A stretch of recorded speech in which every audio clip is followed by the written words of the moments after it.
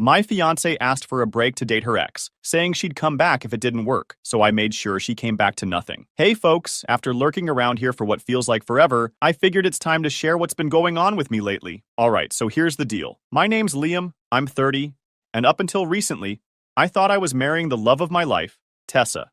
We'd been together for 4 years, and for most of that time, I was sure we were solid. But now I'm sitting here wondering how I didn't see this coming sooner. Tessa and I met through a mutual friend at a birthday party. She was funny, confident, and had this no-nonsense attitude that I really liked. I'd dated before, but no one clicked with me the way she did. We hit it off fast and moved in together after a year. Things felt natural, like we were on the same page about everything: careers, marriage, starting a family someday. She was freelancing as a graphic designer, and I worked in marketing, so our schedules kind of synced up. Life wasn't flashy, but it was good.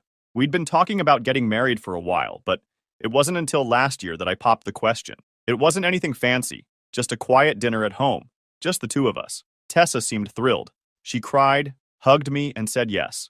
That night, we started planning the future: a fall wedding, a small guest list, and this cozy little venue by the lake. It felt like everything was falling into place, or so I thought. The first red flags weren't huge, obvious things. They were small, sneaky little cracks that I shrugged off because I didn't want to overthink. For example, Tessa's excitement about the wedding planning started fading after a few months. At first, she was all in, sending me Pinterest boards, scrolling through wedding dresses, and asking me about the little details, like if I preferred tulips or roses for the centerpieces. But then it just stopped. I'd ask her stuff like, "Hey, have you decided on your bridesmaids yet?" And she'd brush it off. "Not yet. I'm still thinking about it," she'd say, over and over again. The same with her dress, the cake, even the music. Every decision we'd been so excited about just became this thing she wanted to delay. "There's still time," she'd tell me. It was like the wedding was an afterthought.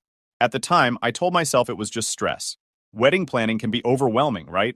Plus, Tessa had a lot going on with her work. I figured she'd snap out of it eventually. What I didn't realize was that her lack of enthusiasm wasn't about the wedding. It was about us. The real slap in the face came one night when we were hanging out with some friends. Someone brought that stupid TikTok game. We listen, but we don't judge. You've probably seen it.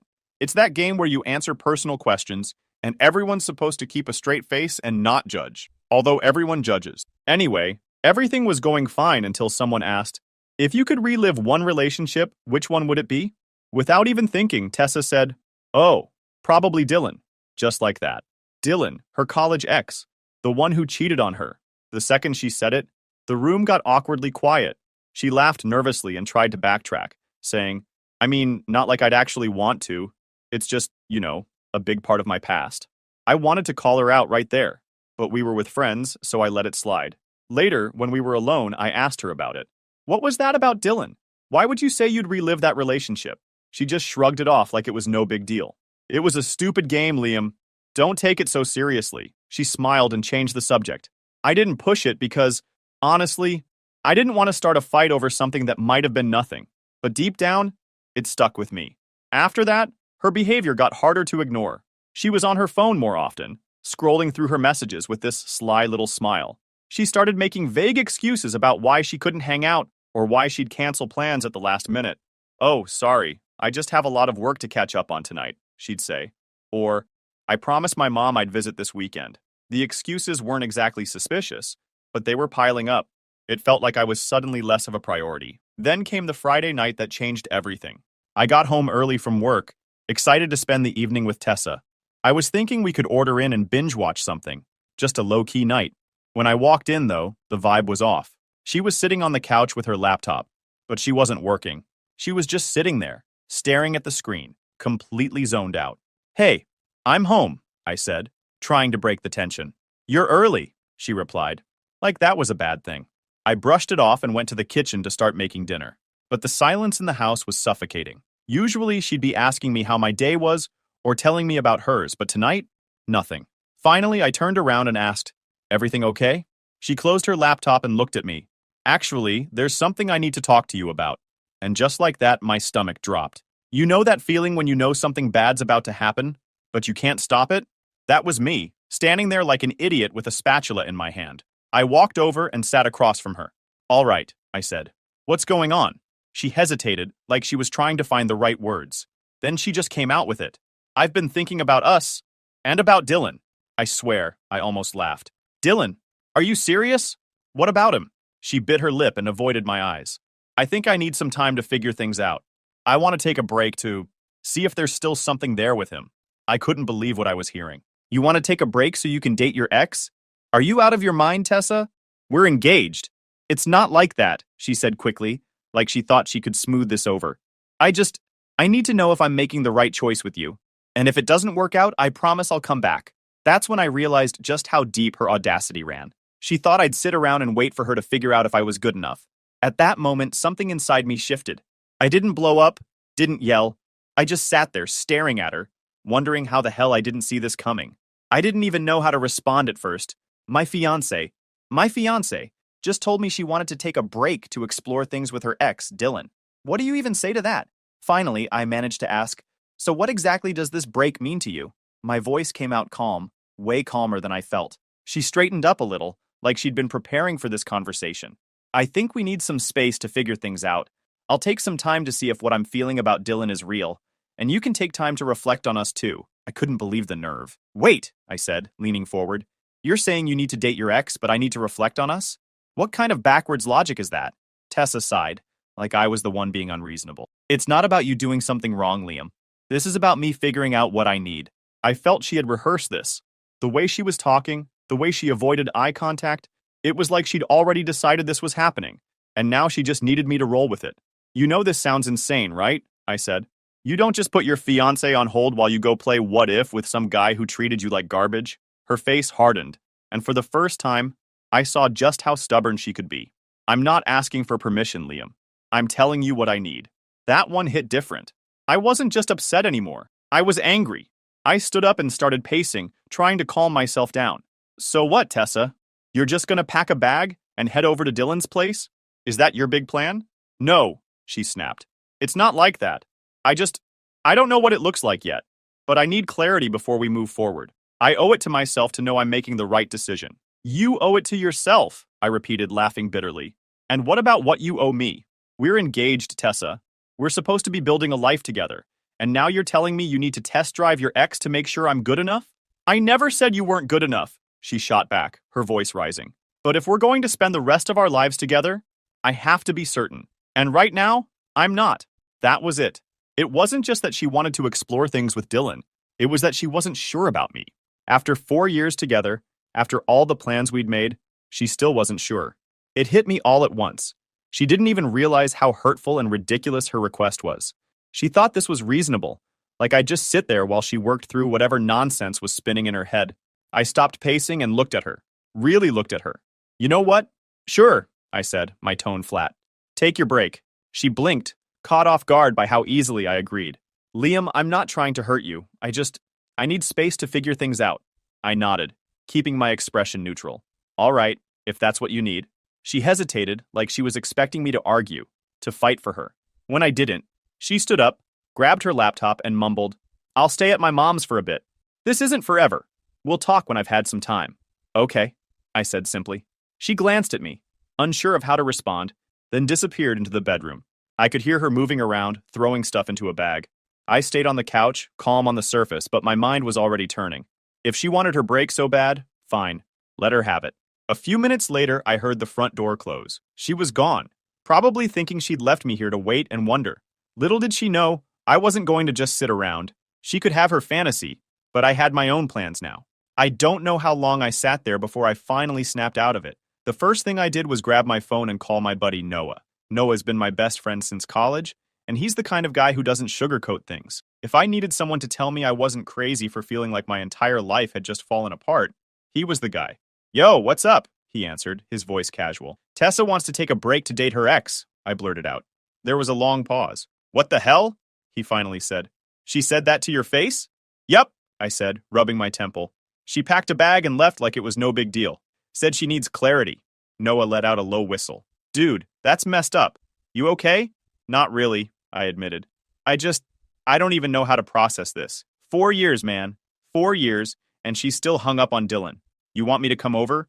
He asked. We can order some food. Talk it out. Yeah, actually, that'd be great, I said. About an hour later, Noah showed up with pizza.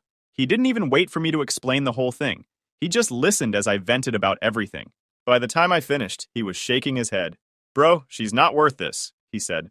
If she can't see what she has with you, that's on her. You're better off without someone who's going to treat you like a second option. I nodded, but it didn't make me feel any better. It wasn't just about losing Tessa.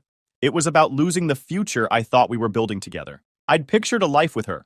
Marriage, kids, all of it, and now it was just gone.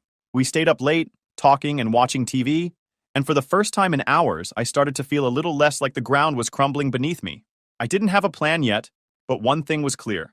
I wasn't going to let Tessa keep me on a leash while she figured out what she wanted. The next morning, my phone buzzed. I rolled over, half awake, and squinted at the screen. Tessa, of course. Can we talk? I stared at the message for a moment, my brain still foggy. She wants to talk? Seriously? After everything she laid out, now she wants to play the concerned fiancé? I thought she might have realized how stupid she sounded yesterday. I dragged myself to the kitchen to make coffee. There was no way I was dealing with this nonsense before caffeine. As I leaned against the counter, sipping my coffee, my mind raced. She really had the nerve to come back and act like I was the one who owed her patience. It wasn't anger I felt, at least not anymore.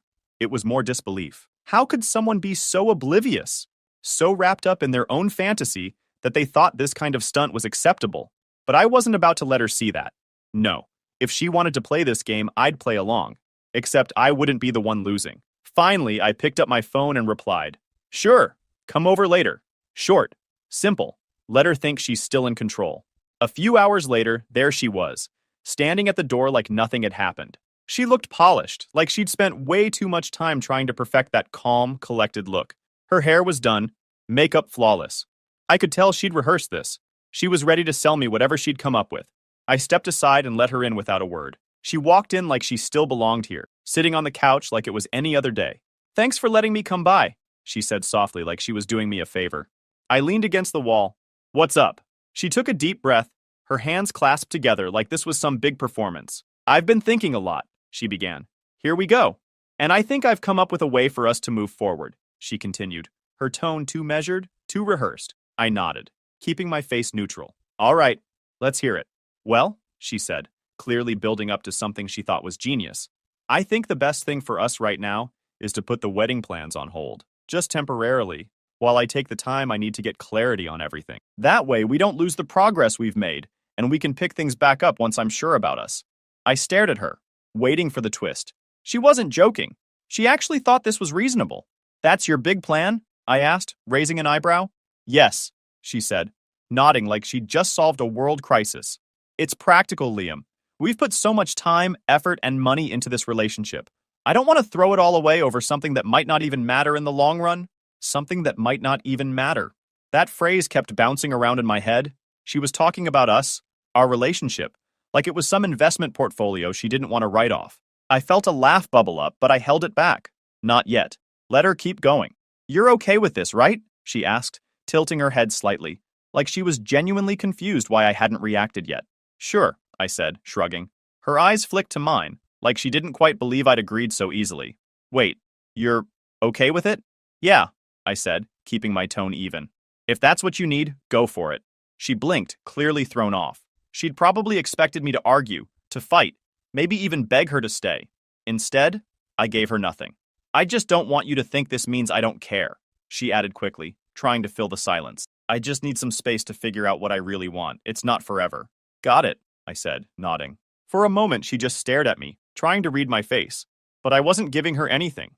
Let her stew in her own awkwardness. She stood up, smoothing her hands over her jeans. "I'll stay at my mom's for a bit," she said. "It's not forever. We'll talk once I've had some time." "All right," I said, keeping my voice neutral. She hesitated, like she wanted to say something more. But then she just grabbed her bag and headed for the door. "Thanks for understanding," she said, pausing before stepping out. I just nodded again, keeping my face blank. After she left, I stood there for a moment, wondering how I couldn't see her as a wife anymore. She was gone, figuring out her ex, and she actually thought I was sitting here, waiting for her to figure out if I was good enough to fit into her perfect little fantasy life. But she didn't get it. This wasn't her decision anymore. I walked over to the window and watched her car pull out of the driveway. She was probably feeling relieved, thinking she'd bought herself some time to figure things out with Dylan. Let her think that. The truth was, I'd already made my decision. I wasn't going to argue.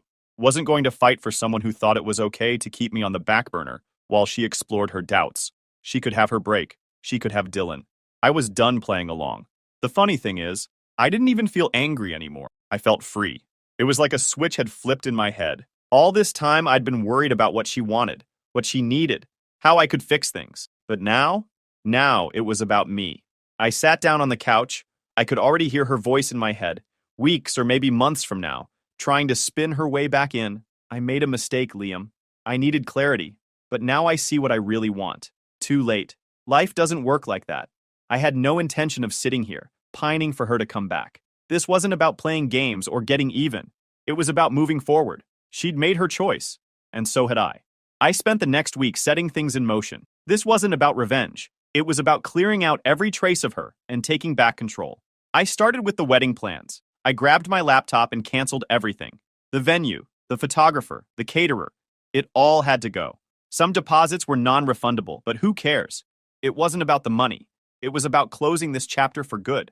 As I clicked through the emails, I couldn't help but smirk. She probably thought I was sitting at home, heartbroken, crying, waiting for her to know I'm better than her ex and come crawling back. She had no clue I was wiping her out of my life one email at a time. Then, the house. Funny thing, Tessa always acted like it was our home. She picked the paint colors, nagged me about throw pillows, and even insisted on those god-awful curtains in the living room. But here's what she never seemed to grasp. The house was mine. My name on the deed, my money in the mortgage. I called my buddy Noah, who hooked me up with a real estate agent. Within days, I had the paperwork ready to list it. My plan was simple. Sell the house, move on, and leave Tessa with absolutely nothing to come back to. She wanted space to figure out her life. She could do that from scratch. One part was almost too satisfying. Tessa had left all her stuff behind when she walked out. Clothes, books, and those ridiculous live, laugh, love signs she insisted on putting everywhere. I boxed it all up and drove it to her mom's place. No heads up, no texts. I just left it on the porch with a note. Here's your stuff. Good luck with Dylan. Was it petty? Maybe. Did I care? Not one bit. Then I sat there and waited. As expected, a week later, my phone buzzed. It was her. Can we talk? I think we need to clear the air. I laughed out loud. She must have realized her little fantasy with Dylan wasn't all it was cracked up to be.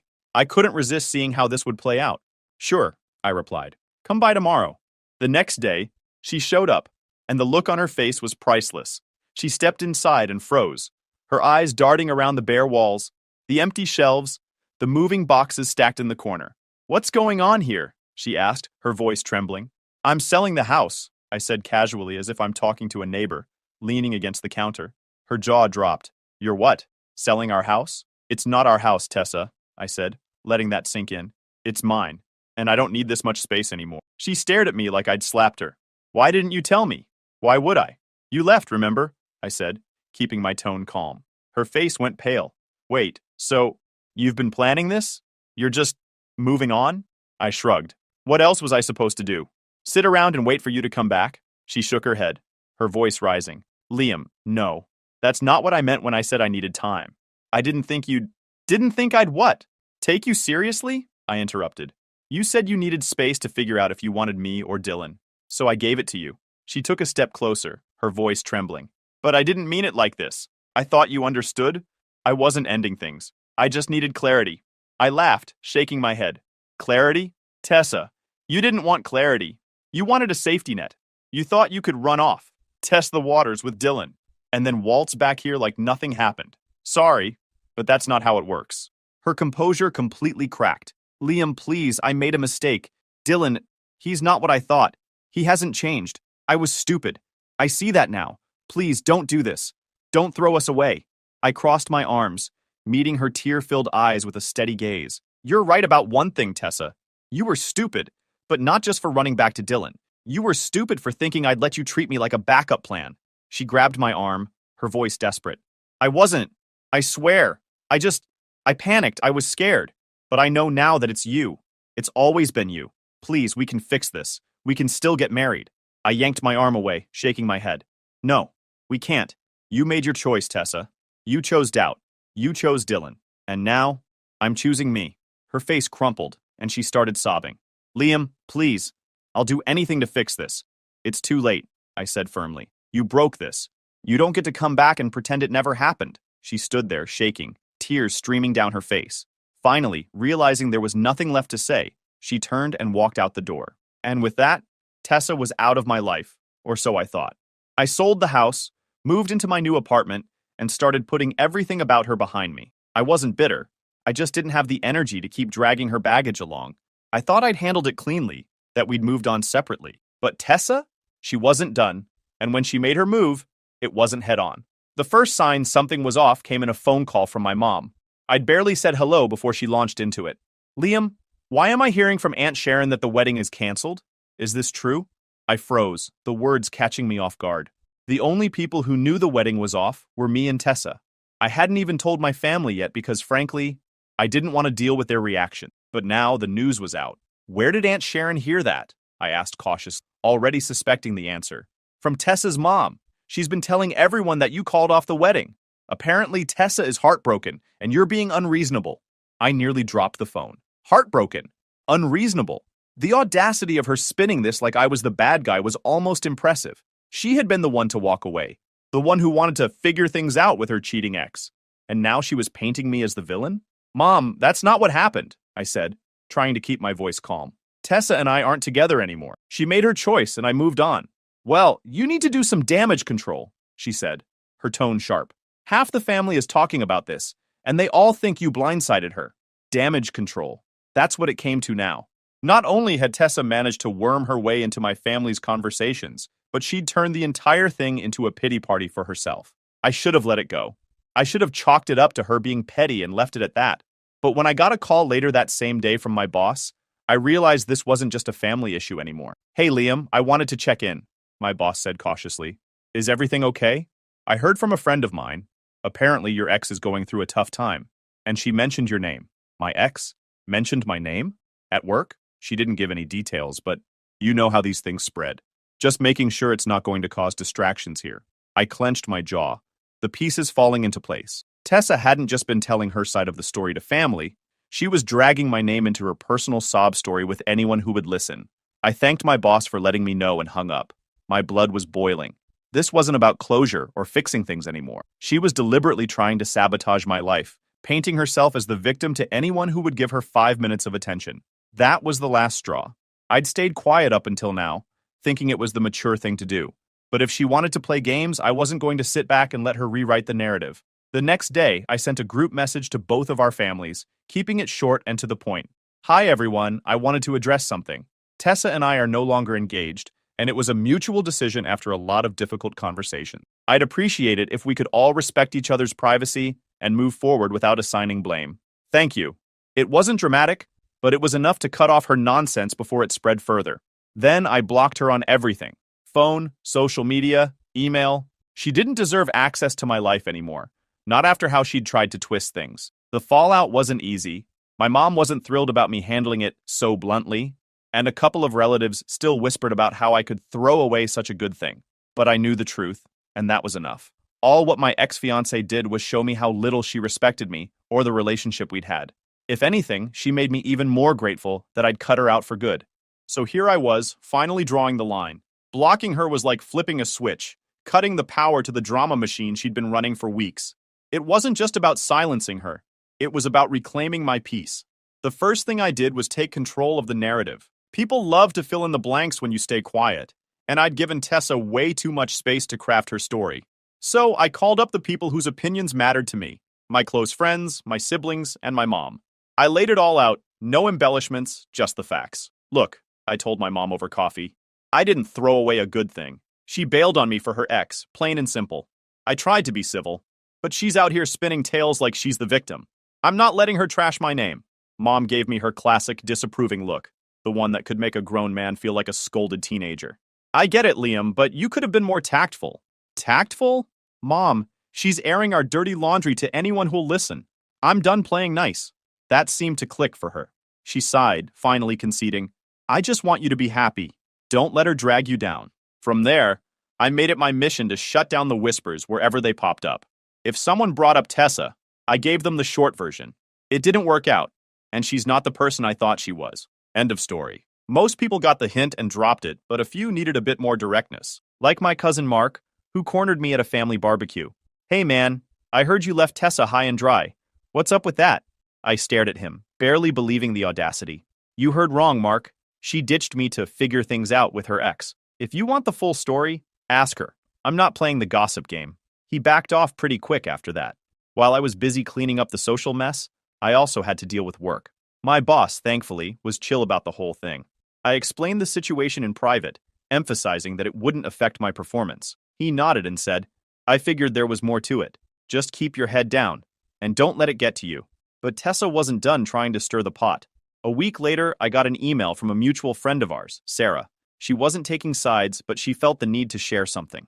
Hey Liam, I thought you should know Tessa's been posting stuff online. Nothing outright nasty, but it's obvious she's talking about you. Just wanted to give you a heads up.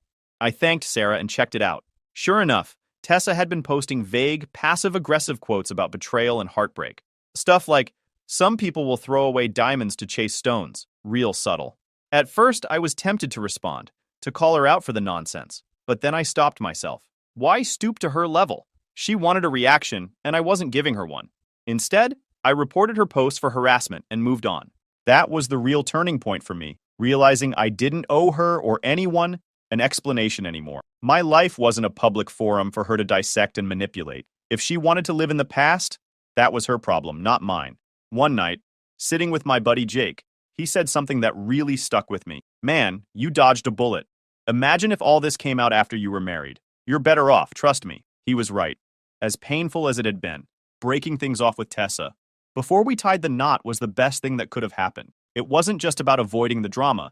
Being with her had blinded me to what I really wanted in a partner. Someone who had my back, not someone who'd turn on me the second things got tough.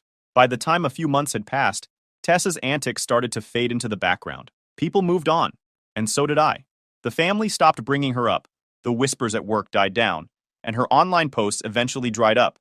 It was like she finally realized she couldn't keep milking the situation for sympathy. I'd like to say I forgave her, but honestly, I didn't. And that's okay. Not every wrong has to be forgiven to be left behind. I don't hate her.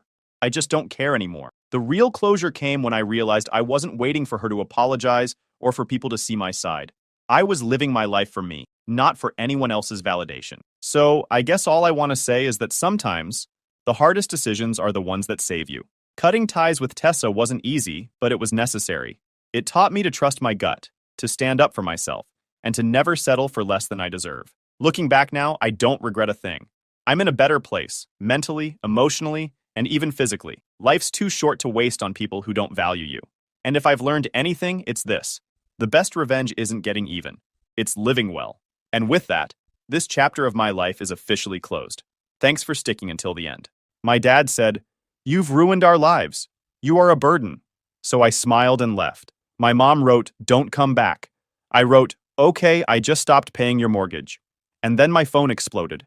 I never thought I'd be writing this, but after everything that's happened in the past few months, I need to get this off my chest. My name is Sarah, I'm 29, and until recently, I was the family's unofficial ATM. This is the story of how I finally grew a spine and watched my entire family implode when they realized they'd been biting the hand that feeds them. Let me start from the beginning. I'm the middle child of 3.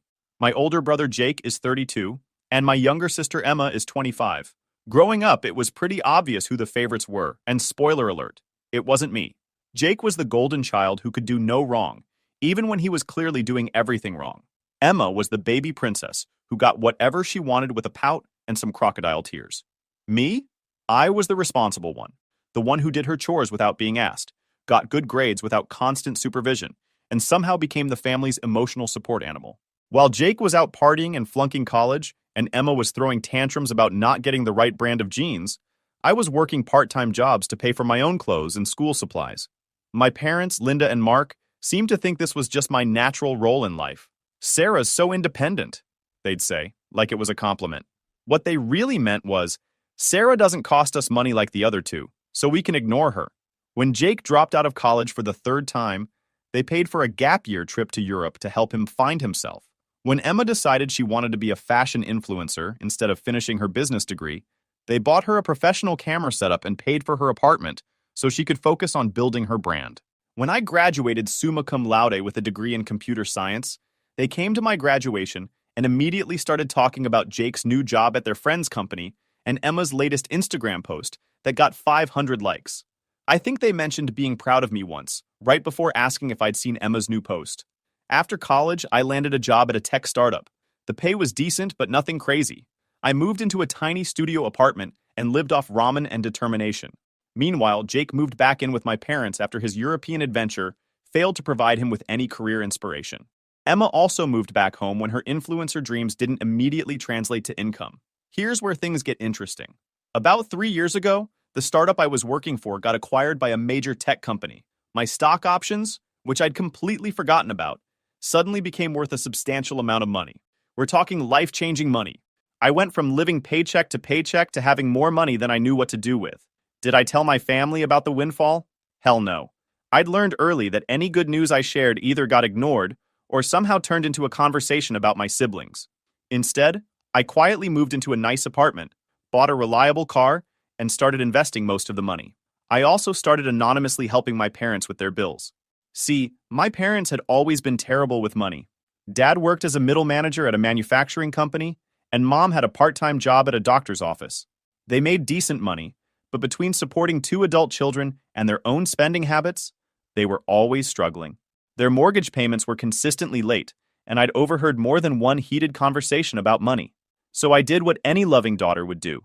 I started secretly paying their mortgage. I set up an automatic payment from one of my accounts, and every month their mortgage got paid. I told myself it was an investment in family peace. My parents' stress levels went down. They stopped fighting about money as much, and I felt good about helping. What I didn't expect was for this arrangement to continue for 3 fucking years, while my parents attributed their improved financial situation to Dad's hard work and better budgeting. They never questioned where the extra money was coming from. They just accepted that suddenly they could afford their bills and started spending even more freely. Jake, meanwhile, had found his calling as a professional disappointment. He'd been between jobs for about 2 years, spending his days playing video games and his nights going out with friends. Emma had decided that influencing was too hard and was now pursuing her dream of becoming a yoga instructor, which apparently required expensive retreats and equipment that my parents happily funded. The breaking point came last month during Sunday dinner. I'd been having a rough week at work, dealing with a particularly difficult project and considering whether to take a promotion that would require relocating. I thought it might be nice to have a family dinner and maybe talk through my options with people who supposedly cared about me. I should have known better. I walked into the house to find Jake sprawled on the couch, controller in hand, complaining loudly about how his latest job interview went. Apparently, they'd had the audacity to ask him about the 2-year gap in his employment history, and he was deeply offended by their lack of understanding. It's like they don't get that I've been focusing on personal growth, he was saying to Mom, who was nodding sympathetically while cooking his favorite meal. I can't help that the job market is so competitive. Emma was at the kitchen table, crying over her laptop. Her latest attempt at becoming an influencer, a lifestyle blog about sustainable living, had gotten 3 whole comments, and she was devastated that her content wasn't reaching a wider audience. Maybe you should get a real job, I suggested, sitting down at the table. I know it's not as glamorous as influencing, but it pays the bills. Emma looked at me like I'd suggested she start eating glass. You don't understand the creative process, Sarah. I can't just turn my passion on and off like you do with your computer stuff. My computer stuff. The computer stuff that was literally paying their mortgage every month. Dad came in from the garage, wiping oil off his hands. Sarah, good, you're here. We need to talk about your brother. Which one? I asked, though I knew exactly which one. Jake needs help getting back on his feet. He's been working really hard to find the right opportunity, but these companies just don't appreciate his unique perspective. We think it would be good for him to take some classes, maybe get certified in something. The problem is, the program he wants costs about $10,000. I stared at him. $10,000 for what? It's a life coaching certification, Jake said, not looking up from his game. I want to help people reach their potential. I've got a lot of wisdom to share from my experiences. His experiences. 2 years of unemployment and living in his childhood bedroom. That sounds expensive, I said carefully. Well, that's why we thought you could help, Mom said, bringing Jake a plate of food. You're doing so well with your career, and you don't have any real expenses like the rest of us.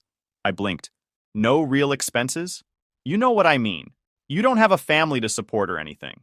Your job pays well, and you live in that tiny apartment. You must have money saved up. The tiny apartment I'd moved to specifically so I could afford to help them, though they didn't know that. I don't really have $10,000 just lying around, I said. which was technically true. I had much more than that, but it was invested, and I wasn't about to liquidate assets to fund Jake's latest fantasy.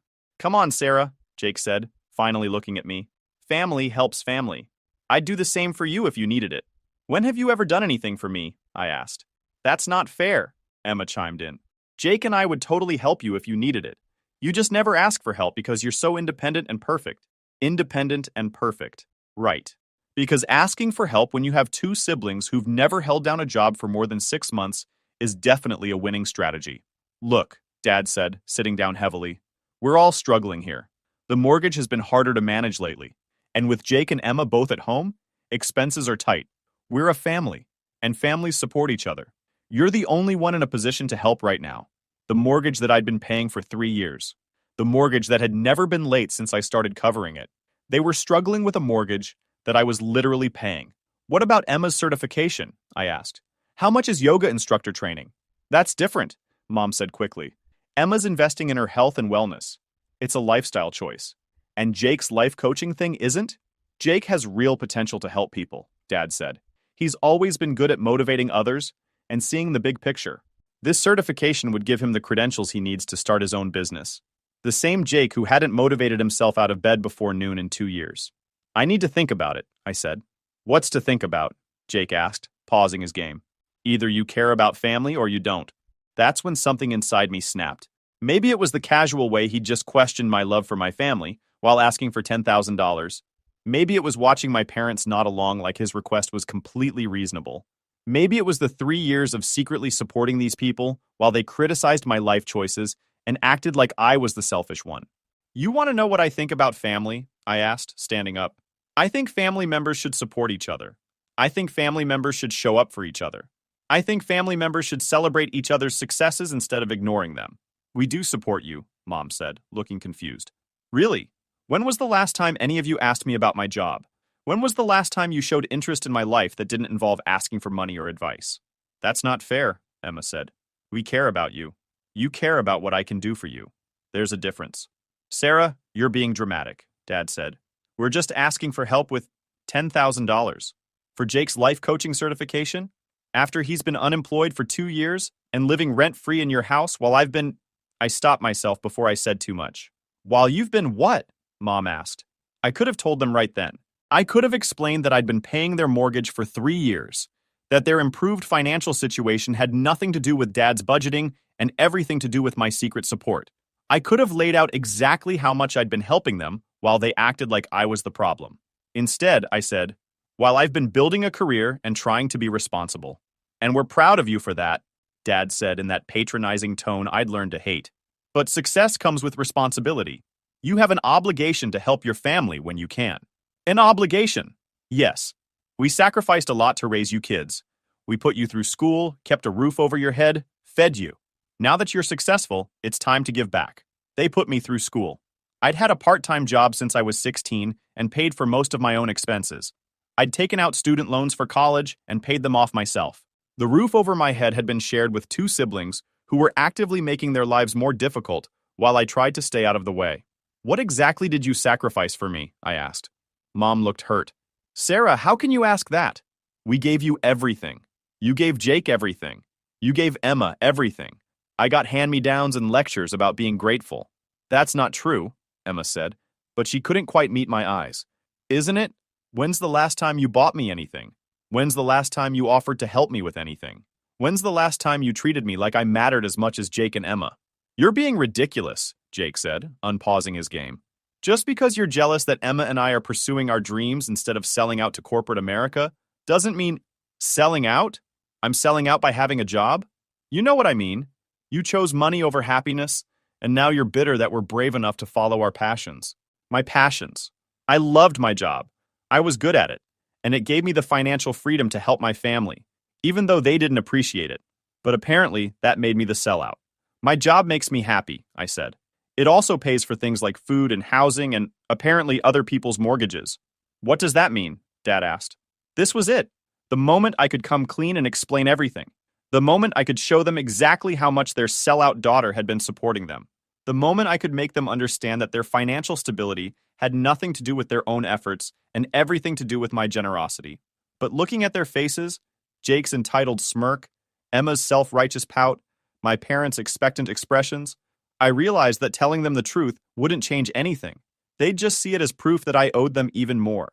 They'd probably demand I continue paying their bills while also funding Jake's certification and whatever other dreams Emma came up with. So instead, I said, "It means I'm done." "Done with what?" Mom asked. "Done pretending that this is a family?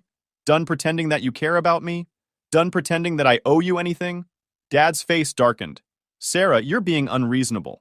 We're asking for help, not demanding. You're not asking. You're telling me I have an obligation. You're acting like my success is somehow your right to claim. You're treating me like an ATM with legs." "That's not what we're doing," Mom said, but her voice was uncertain. "Isn't it? When was the last time you called me just to talk? When was the last time you invited me over for dinner without needing something from me?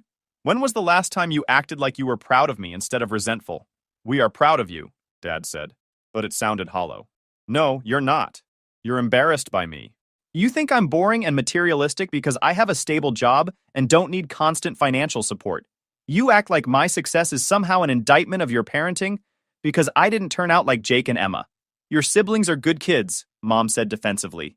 "Your siblings are 32 and 25 years old, and they're living in their childhood bedrooms while demanding that other people fund their dreams. At what point do they stop being kids and start being adults?"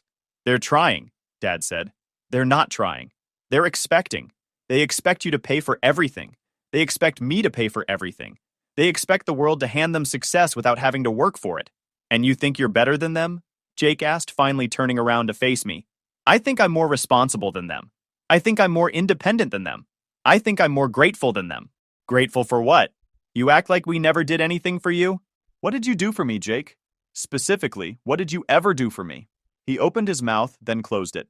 Emma jumped in. "We were always there for you growing up." "No, you weren't.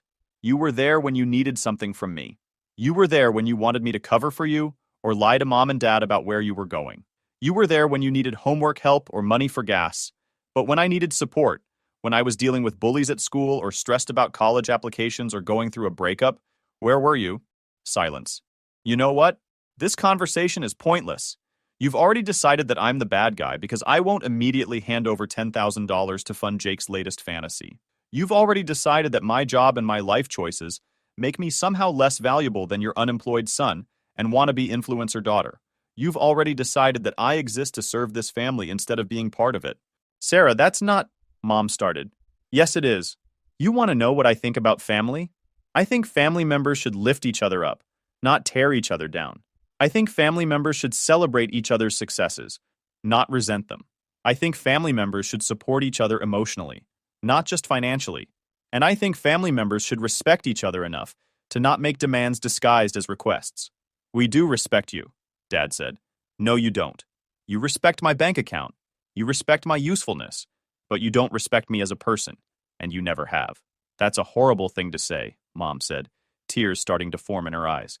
"It's a horrible thing to be true," I replied. "But it is true, and all of you know it." I walked toward the door, done with this conversation and done with these people. "Where are you going?" Dad called after me. "Home." "Sarah, wait," Mom said, following me. "Don't leave like this. We can work this out." I turned around at the door. "How? How do we work this out? Are you going to suddenly start treating me like I matter? Are Jake and Emma going to suddenly become self-sufficient adults? Are you going to stop seeing me as a piggy bank and start seeing me as a daughter?" "You're being unreasonable," Dad said, coming up behind Mom. "We love you, but you're acting like a spoiled brat. We raised you better than this. You raised me to be invisible unless you needed something from me. You raised me to put everyone else's needs before my own. You raised me to believe that my value as a person was directly tied to what I could do for other people. Well, congratulations. Your parenting worked perfectly." "Sarah," Jake said, standing up from the couch, "you're being dramatic. We're family. Families fight sometimes, but we always work it out." "We don't fight, Jake. You all make demands, and I either comply or I'm the bad guy. That's not fighting. That's manipulation." "You're being ridiculous," Emma said. "We're not manipulating you. We're asking for help because we know you love us. If you knew I loved you, you'd care about my feelings. You'd ask about my life. You'd show interest in my thoughts and dreams and fears.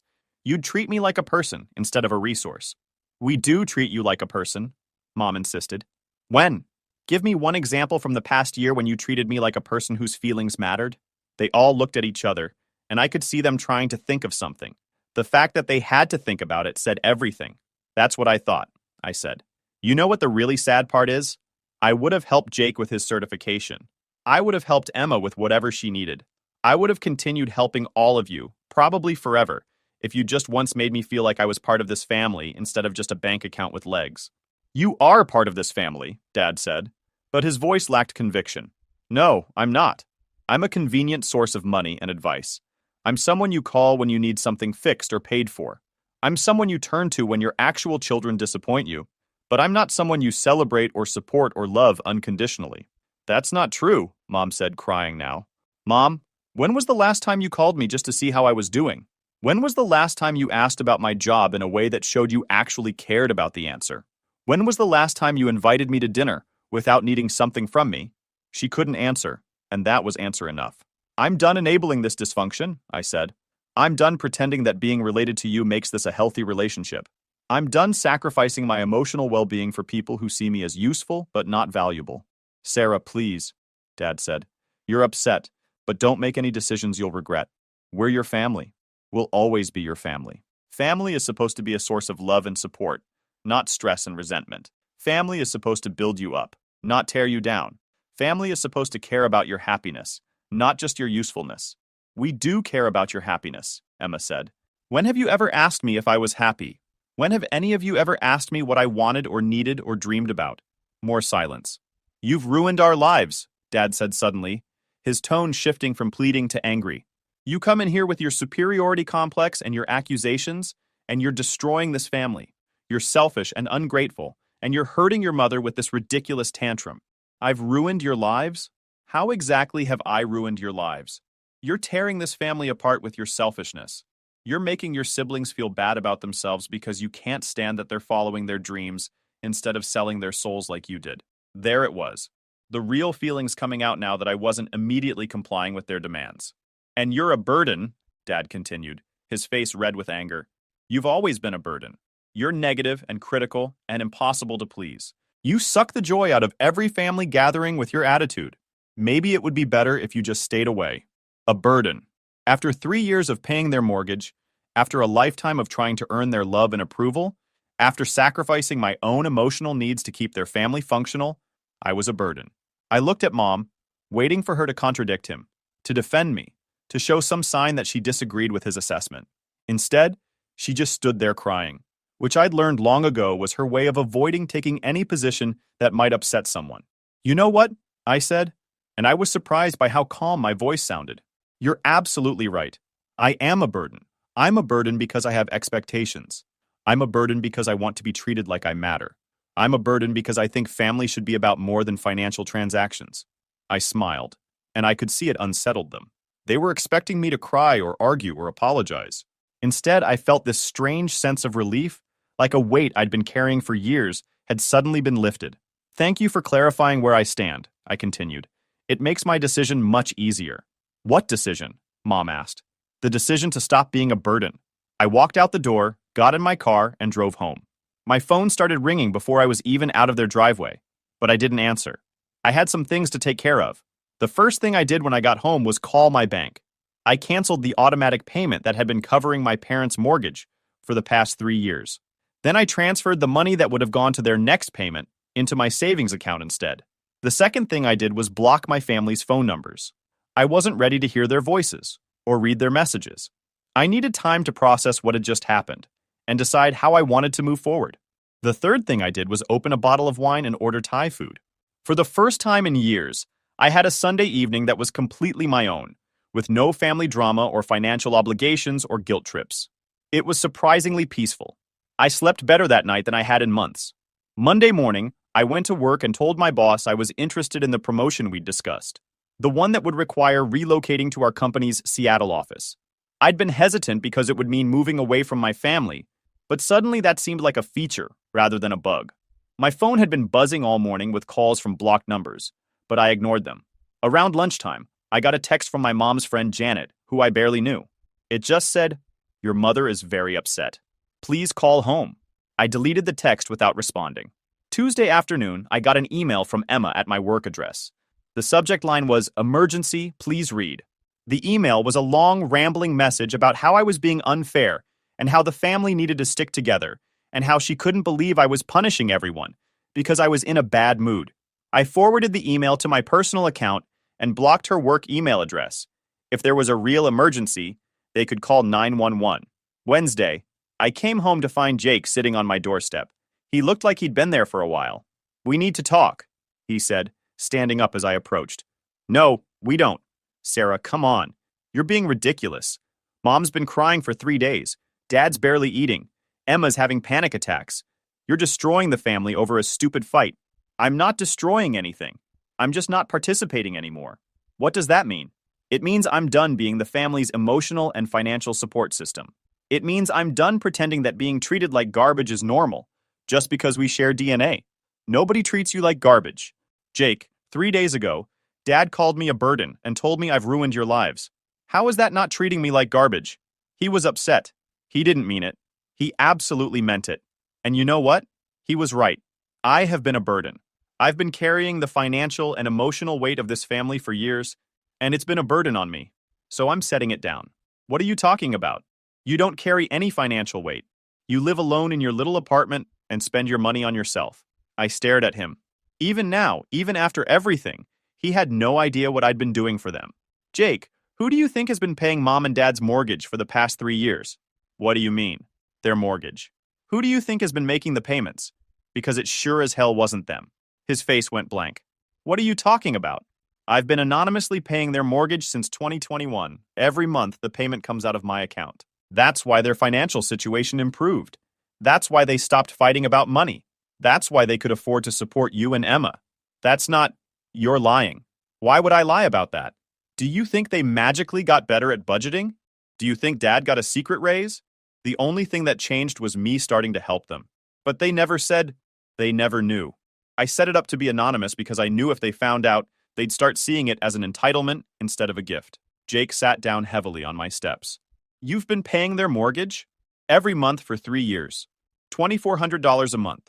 Plus I've helped with other bills when they needed it. I've probably given them over $100,000 in total. Why didn't you tell us?" "Because I knew this would happen. I knew that the moment you all found out I had money, you'd start seeing me as an ATM. I knew you'd stop being grateful and start being demanding. And I was right, wasn't I? The moment Dad thought I had money to spare, he immediately started making demands and calling me selfish for not wanting to fund your life coaching fantasy."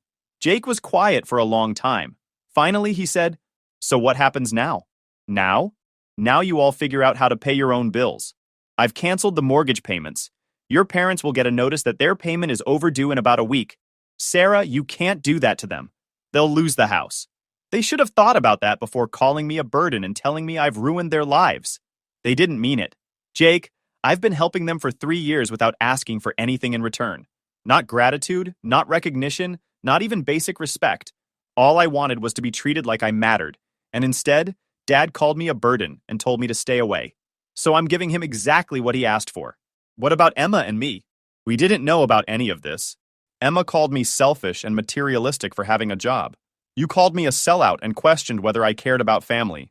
You both acted like I owed you money just because we're related. You both treated me like my success was somehow taking away from your opportunities. We were just frustrated. You were entitled. There's a difference." Jake stood up. "So that's it? You're just going to abandon the family?" "I'm not abandoning anyone. I'm just not enabling anyone anymore. If you want a relationship with me, it has to be based on something other than what I can do for you. And if we can't pay the mortgage, then you'll have to figure something out. Get jobs, maybe. Become self-sufficient adults. Revolutionary concept, I know. Sarah, please. I know we haven't been the best family, but we can change. We can do better. You can do better. Whether you will or not remains to be seen. What would it take for you to help us again?" "Jake, the fact that you're asking that question shows that you still don't get it. I don't want to be needed for my money. I want to be wanted for who I am. I want to be valued as a person, not as a resource. We do value you." "No, you don't. And the really sad part is, you probably never will. You'll always see me as the responsible one who should handle the hard stuff so you don't have to. You'll always see my success as something that should benefit you rather than something to be proud of. You'll always see my emotional needs as secondary to your financial ones." Jake left after that, and I spent the evening researching apartments in Seattle. The promotion was looking better and better. Thursday morning, I unblocked my parents' numbers just long enough to send them a text. Jake told me you didn't know about the mortgage payments. That's probably something you should discuss with your bank. Also, I've accepted a promotion that requires relocating. I'll be moving to Seattle next month. The response was immediate and explosive. My phone started ringing within seconds, and the voicemails and text messages were coming in faster than I could delete them. From Mom, Sarah, please call us. We need to talk about this. We had no idea about the mortgage. Please don't move away. We can fix this. From Dad, you can't just abandon your family because you're upset. We raised you better than this. Call me immediately. From Emma, I can't believe you're being this petty. Moving away isn't going to solve anything. You're just running away from your problems. From Jake, Mom won't stop crying. Dad's having chest pains. Emma's talking about moving in with her boyfriend because she can't handle the stress. Are you happy now? I read them all, then blocked their numbers again. I wasn't responsible for managing their emotions anymore. Friday afternoon, I got a call at work from my mom. She'd somehow gotten the main office number and convinced the receptionist to transfer her to my desk. Sarah, thank God. I've been trying to reach you for days. Mom, I told you I needed space. Honey, we need to talk.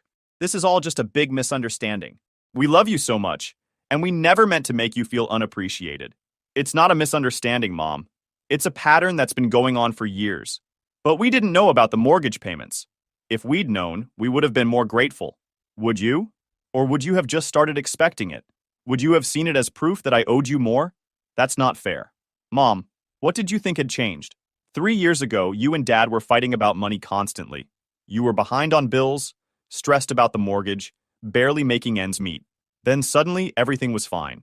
Did you really think Dad had just gotten that much better at budgeting? We thought, I don't know what we thought. We were just grateful that things were easier. But you never asked why they were easier. You never questioned it. You just accepted the help and assumed it was your right. We didn't know it was help. We thought we were managing better. Mom, your mortgage payment is $2,400 a month. Dad brings home maybe $3,000 after taxes. How did you think you were affording a $2,400 mortgage payment plus utilities, food, car payments, and supporting 2 adult children on $3,000 a month? Silence. You didn't think about it because you didn't want to think about it. You wanted to believe that everything was fine so you could keep spending money you didn't have on children who should have been supporting themselves. Sarah, please. We made mistakes, but we can fix this. Just come home and we'll talk about it. There's nothing to fix, Mom. This is who you are. This is who this family is. You take and take and take. And when someone finally says no, you make them feel guilty for setting boundaries. That's not true, isn't it? Right now, instead of apologizing for calling me a burden, you're trying to guilt me into coming back by talking about how upset everyone is. Instead of acknowledging that you treated me badly, you're focused on fixing the financial problem. Instead of asking what you can do to repair our relationship, you're trying to manipulate me into resuming the relationship on your terms. I just want my family back together. No, you want your ATM back online. There's a difference. I hung up and asked the receptionist to block calls from that number. That weekend, I drove to Seattle to look at apartments. The city was beautiful, and I found a perfect one-bedroom place with a view of the Sound. I put down a deposit and signed the lease. For the first time in years, I was excited about the future. Monday morning, I put in my 2 weeks' notice at my current position and started planning the logistics of my move. My boss was supportive, and my new team in Seattle was excited to have me. Everything was falling into place. Tuesday evening, I came home to find my parents' car in my apartment complex parking lot. They were sitting on the hood, and they'd clearly been waiting for a while. We need to talk, Dad said as soon as he saw me. No, we don't. Sarah, please. Just give us 5 minutes. You had my entire childhood to treat me with respect and kindness. You had 3 years of me secretly supporting you to show some appreciation. You had last Sunday to choose your words carefully when I was asking for basic consideration. You don't get 5 minutes now. We're your parents, Mom said. That has to count for something. It counts for a lot. It counts for why this hurts so much. It counts for why I spent 3 years trying to help you even when you didn't appreciate it. It counts for why I'm moving across the country instead of just cutting you off completely. You're moving because of us? Dad asked. I'm moving because I've realized that as long as I stay here, you'll keep treating me like a backup plan instead of a daughter. You'll keep seeing me as someone who exists to solve your problems instead of someone whose problems matter too. Your problems matter, Mom said. When have you ever asked about my problems? When have you ever offered to help me with anything? You never seemed like you needed help. I never seemed like I needed help because I couldn't afford to need help. I was too busy being the stable one, the reliable one, the one who had her shit together. I was too busy making sure everyone else was okay to admit that I wasn't okay. What do you mean you weren't okay? Dad asked, and for the first time, he sounded genuinely concerned. I mean, I've been depressed and anxious for years. I mean, I've been seeing a therapist to deal with the emotional damage from growing up feeling invisible and unimportant. I mean, I've been questioning my self-worth and my ability to form healthy relationships because the people who were supposed to love me unconditionally only seemed to love me when I was useful. We didn't know, Mom whispered. You didn't ask. You never ask. You never check in on my emotional state or my mental health or my happiness. You call when you need something, and when you don't need something, you forget I exist. That's not true, Dad said, but his voice lacked conviction. Dad, when was the last time you called me just to see how I was doing? He couldn't answer. When was the last time either of you asked about my job in a way that showed you actually cared about my career goals? Silence. When was the last time you invited me to dinner without needing help with something or wanting to discuss Jake and Emma's problems? More silence. When was the last time you told me you were proud of me without immediately changing the subject to one of my siblings? We are proud of you, Mom said. Are you? What are you proud of? Specifically, what have I accomplished that makes you proud? You have a good job. What kind of job? What do I do for work? What company do I work for? What's my title? They looked at each other, and I could see them trying to remember if I'd ever told them these basic facts about my life. You work with computers, Dad said finally. That's not an answer. That's a guess based on my college major from 7 years ago. We're sorry, Mom said. We should have paid more attention. Yes, you should have. But the fact that you didn't shows me everything I need to know about where I stand in this family. We can do better, Dad said. We want to do better. Why? Because you need me to start paying your mortgage again? No, Mom said quickly. Because we love you and we don't want to lose you. So, you don't love me. You love the idea of me. You love having a daughter who's successful enough to make you look good, but distant enough that you don't have to actually invest in her emotional well-being. You love having someone who will bail you out of financial trouble but won't demand anything in return. Sarah, that's not fair, Dad said. What's not fair is spending my entire adult life trying to earn love that should have been freely given. What's not fair is sacrificing my emotional health to maintain relationships with people who don't value me. What's not fair is being called a burden after years of carrying this family financially and emotionally. I shouldn't have said that, Dad admitted. I was angry and I said things I didn't mean. You meant them. Maybe you regret saying them out loud, but you meant them. And you know what? You were right. I was a burden. I was a burden because I expected to be treated like I mattered. I was a burden because I wanted emotional intimacy instead of just financial transactions. I was a burden because I thought family meant more than just people who shared DNA. It does mean more than that, Mom said. Does it? Then prove it. Show me that this relationship is about more than money. Show me that you value me as a person, not just as a resource. How? Dad asked. Start by respecting my decision to move to Seattle. Stop trying to guilt me into coming back. Stop making this about what you need, and start thinking about what might be best for me.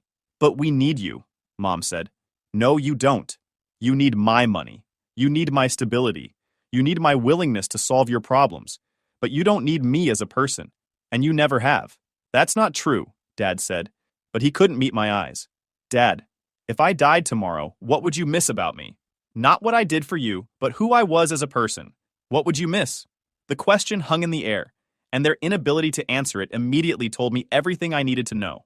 I thought so, I said. You should go. I have packing to do. Sarah, please, Mom said, starting to cry. Don't end it like this. We're family. We're related, I corrected. Family is something you build through love and respect and mutual support. Family is something you earn by being there for each other emotionally, not just financially. Family is something we could have had if you'd ever seen me as more than a backup plan. They left after that, and I went inside and poured myself a glass of wine. 2 weeks later, I was in Seattle, starting my new job and my new life.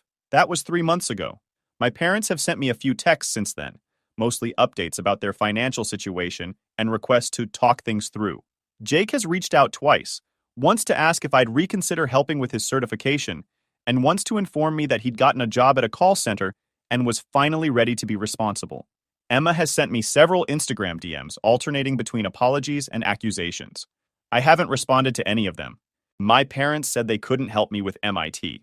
2 weeks later, they gave my brother $12,000 to be a DJ. Years later, they asked me to pay their mortgage. I said no. Then I bought his website and turned it into a warning label. Hey Reddit, I don't usually post on here. I just scroll, read drama, and mind my business. But things at home went so sideways I honestly didn't know where else to drop this. I, 28th male, wasn't the first kid my parents had, just the first one they practiced on. You'd think after raising me, they'd learn how to be better at it. Nah, they just got better at picking favorites. Jace, 32, male, my younger brother, was the golden child since birth. Dude could probably light the house on fire, and they'd find a way to praise him for being curious about thermodynamics. Me? I breathed wrong, and suddenly I was disrespectful and difficult. Let me paint it for you. On my 16th birthday, my parents gave me a cold Little Caesars pizza and handed me a wrapped-up controller. I was confused because we didn't even have a console at the time. Then I opened it and realized it was Jace's old Xbox controller, the one with sticky buttons from when he spilled Mountain Dew on it. Left analog stick was drifting like crazy. I remember testing it out, and the cursor would just wander off screen like it had better places to be. They said, it still works. When Jace turned 16, they gave him the works. Whole PC gaming setup, RGB lights, high-end graphics card, mechanical keyboard that clicked like a typewriter, a $500 chair that reclined farther than the backseat of a limo. They even decorated the basement for it. When I walked downstairs and saw it, I legit thought they were filming an ad for Best Buy. I made a joke like, guess I was born too early. Dad didn't laugh, just walked away. Now fast forward to the next year. Jace crashes Dad's Camry into the neighbor's mailbox. He wasn't even supposed to be driving that day. Doesn't matter. No license, no apology, no problem. They buy him a newer Honda Civic a week later and tell him, accidents happen, son. You're learning. I wish I was kidding. I scratched the side of Mom's car trying to back out of the driveway a few months later. Tiny scuff, barely noticeable. You'd think I burned the garage down. Dad made me work at McDonald's for 3 months to pay off the paint job. Didn't matter that I had school. I was flipping burgers 6 days a week because actions have consequences. They kept saying that, over and over. Actions have consequences. Unless you're Jace. Then the rules don't apply. His mistakes were growth moments. Mine were character flaws. Living with Jace was like living with a raccoon that had Wi-Fi and anger issues. He'd barge into my room whenever he felt like it. No knocking, no warning, just full-on storm the place like it was his. I could be in the middle of an online test or literally changing clothes. Didn't matter. Chill. It's not like anyone wants to see you naked, he once said, while laughing and tossing a towel at my face. He'd steal stuff from my desk, blast music through the walls while I was studying, and use my toothbrush to clean his sneakers just to mess with me. When I locked my door, he kicked it until the frame cracked and said I was acting like a little princess. The worst part? My parents always took his side. Every single time. Don't be so uptight, Mom would say. He's just being playful. Nah, Jace wasn't playful. Jace was a jerk with a free pass. But I still played the good son. I figured if I kept my head down and did things right, I'd eventually get the same love or credit or whatever. Senior year came around. Jace was busy skipping classes and throwing ragers. I was busting my ass to keep my grades up. Pulled all-nighters, did summer programs, even entered coding competitions just to stand out. And somehow I got into MIT. Not just that, partial scholarship. I still remember the email. I was shaking. It was one of those maybe I'm not invisible moments. I thought this was it. Maybe now they'd see me. I sat them down in the kitchen. I had everything printed out. Acceptance letter, scholarship award, my budget showing I only needed $8,000 more to make it work. I even had notes on payment plans. For the first 30 seconds, they looked proud. Like, genuinely proud. Then Dad cleared his throat and gave me the classic. Money's really tight right now, kiddo. Maybe you should consider community college first. You can always transfer later. I nodded, said I understood. 2 weeks later, Jace announced he wanted to be a DJ. Not just for fun. Like full electronic music producer with gigs and an Instagram page and all that. He didn't even know how to use GarageBand. Didn't matter. They dropped $12,000 on him. Professional equipment, studio monitors, mixing decks, took over half the basement. I'm not exaggerating when I say I had to move some of my old boxes out to the shed to make room for his studio. Every weekend, Jace blasted the same 3 songs at full volume, throwing these wannabe parties while I sat upstairs filling out scholarship essays and FAFSA forms. Sometimes he'd yell up the stairs, "Hey bro, can you not walk heavy?" It messes with my recordings. I went to MIT anyway. Took every loan they'd approve. Worked in the dining hall, mopped floors. Tutored rich kids who didn't even need it. Ate the same noodles and eggs combo every night. I barely slept. Just grinded. Every single day. 4 years later, I graduated with a computer science degree and landed a 6-figure job at Google. Moved to San Francisco. Finally had my own place, my own car, some savings. Meanwhile, Jace, the DJ thing lasted 4 months. He got bored, then moved on to his next passion, crypto trading, using mom and dad's retirement fund. You already know how that turned out. At 32, he was still in our childhood bedroom. Thousands of dollars in unused gear. He didn't work, didn't contribute. Still lived like the basement was his kingdom. Then came the call. I was at work when mom rang. I picked up, half expecting it to be about a tech issue. Instead, her voice was shaky. She said dad got laid off after 20 years. They were 3 months behind on the mortgage. Retirement wasn't happening. And Jace? He's trying to get his essential oil business going, but it's been slow. She got quiet for a second, then asked if I could help with the mortgage. Just for a while, until we get back on our feet. I let the silence sit, thought about the controller, the car, the $12,000 DJ setup, the ramen dinners, the loans. I said, money's tight for me too, Mom. San Francisco's expensive. Maybe you and Dad can work a little longer. Builds character. Then I hung up. I booked a 2-week trip to Japan that night.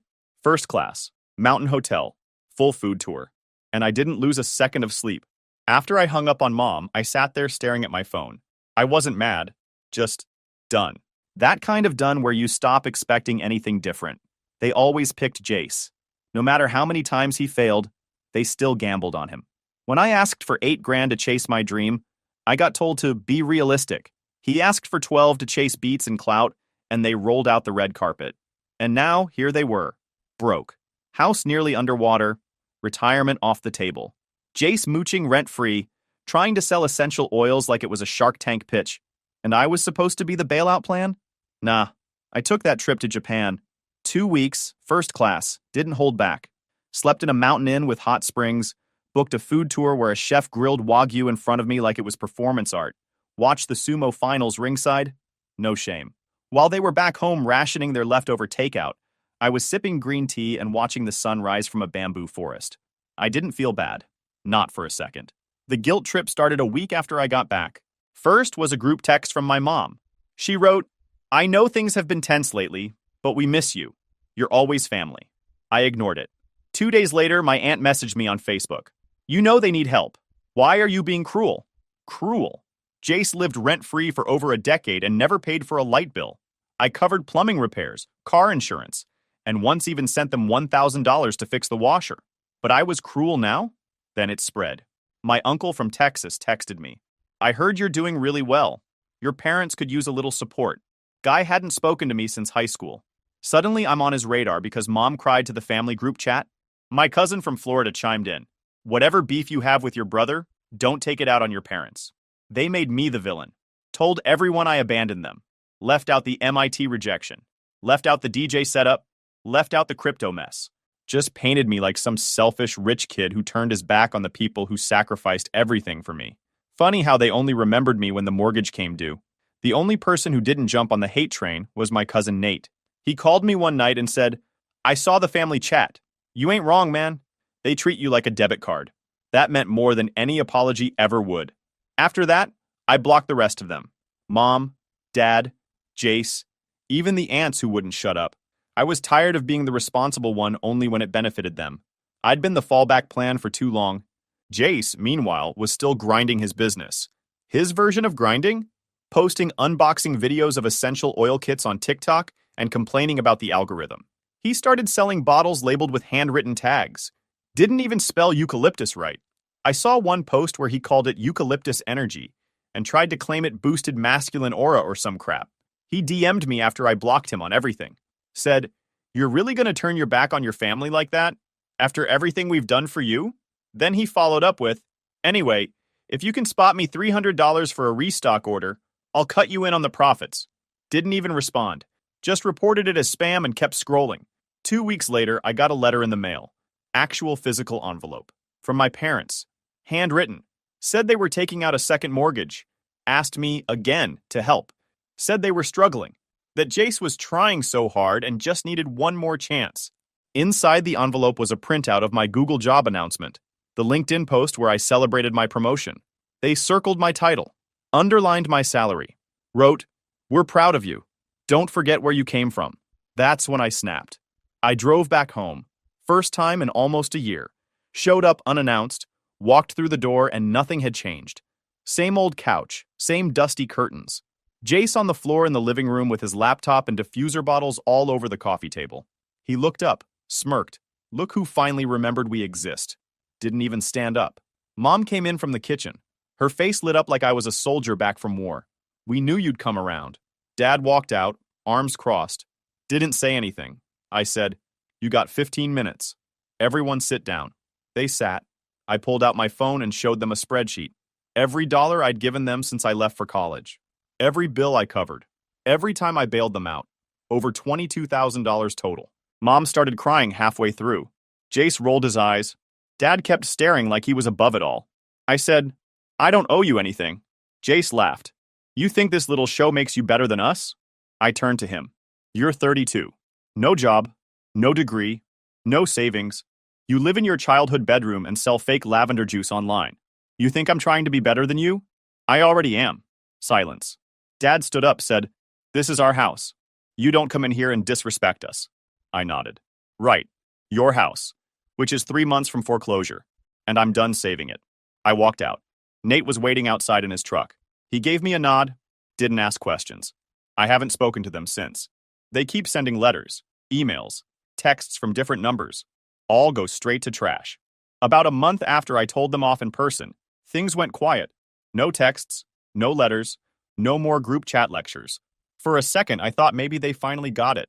Maybe they realized I wasn't the family piggy bank anymore. Nope, they were just regrouping. Out of nowhere, my old high school buddy Ryan hit me up. Said Jace tried to sell him some premium wellness kits through Instagram. Claimed he was building a dropshipping empire. Told Ryan he could get in on the ground floor for $500. Said he had investors lined up, including me. I laughed. Ryan didn't. He actually thought I was backing it. I asked for a screenshot. Sure enough, Jace had been name-dropping me like I was some silent partner. My full name, job title, company. Got the blessing from my brother, who works at Google. He's helping me scale. Even dropped a fake quote like I said, "This is the future of online health retail." Health retail? The guy once put peppermint oil in his vape to clear his sinuses. I was pissed. Not because of the lie. He lied all the time. I was pissed because he was using my name to scam people. Trying to leverage what I built to sell snake oil and hope. I didn't confront him, not directly. I bought his domain. Let me explain. He'd been posting everywhere about his business site launching soon. Had a countdown and everything. Called it orumessence.com. Sounded like a perfume ad, but whatever. I looked it up. Still unregistered. He had the logo, the name, the whole campaign, but hadn't locked down the site. So I bought it. 10-year plan. Paid extra for the .net and .org too, just to make sure. Then I built a landing page. Took about 90 minutes. Big white background. Simple header. Aurum Essence is not a real company.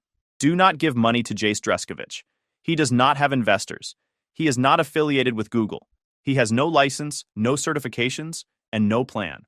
Below that, I added the screenshots. The fake quote, his Instagram bio, a giant red warning banner. I made sure it showed up on Google search the next morning. I didn't tell anyone. By the afternoon, Jace had nuked his Instagram page.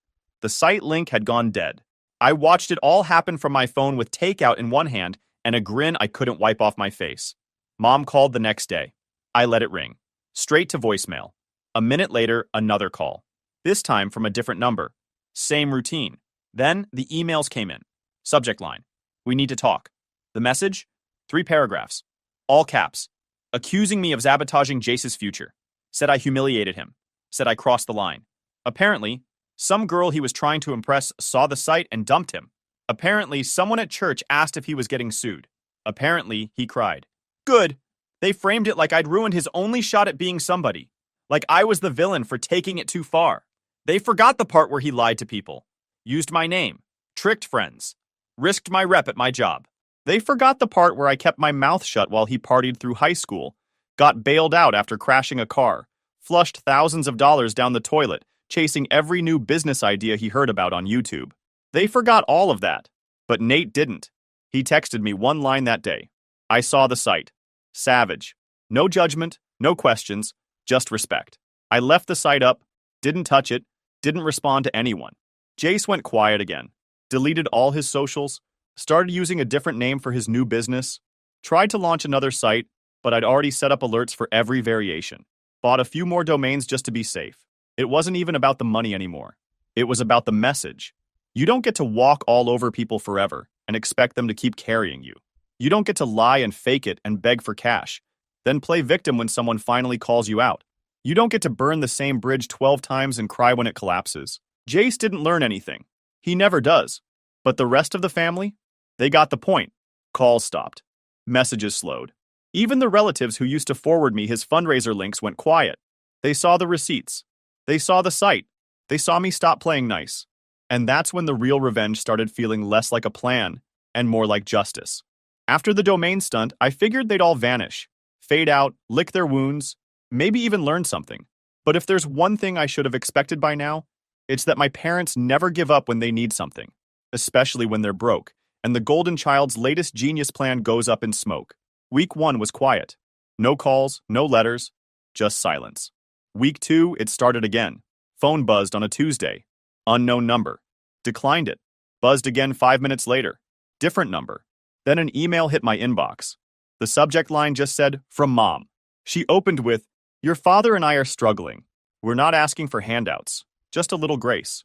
Underneath that was a screenshot of their bank balance. $143.89. No context, no explanation. Just a guilt grenade lobbed right into my inbox. I deleted it. 3 hours later, my boss forwarded me an email. An outside message sent to the company's public info address. It was from my dad. He was trying to reach me through professional channels because I wasn't responding to personal messages. He explained their situation, asked if my company offered any family assistance programs, said I was their only child working in tech, and he wasn't sure who else to turn to. I don't even know how he found the public company email. Probably some boomer Google sleuthing. My boss didn't say anything, just sent me the forward with the note, "Want me to respond or you got it?" I wrote back, "Blocked for a reason. I'll handle it." Then I blocked the company inbox from outside contacts just in case. They'd officially hit rock bottom. Public begging? Corporate embarrassment. Dragging my name anywhere they could. I called Nate. He answered on the first ring. I told him about the email. He let out a long whistle and said, "You ever think about changing your last name?" Kidding. Mostly. That Friday, I got a letter in the mail. Not typed, not printed, handwritten. It was from Jace. I almost didn't open it, but the handwriting was so sloppy I thought maybe it was from some random neighbor or classmate from years ago. Nope. Jace. 4 pages front and back. It was his manifesto. Said he'd finally figured it out.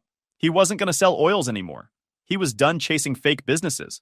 Now he was building something real. He wanted to open a lounge. A real wellness and productivity lounge for creators and entrepreneurs. His words, not mine. He described a space with beanbags, cold brew taps, and LED lights. Said it'd have a vibe like Google, but without the corporate soul. Wanted to name it The Grid.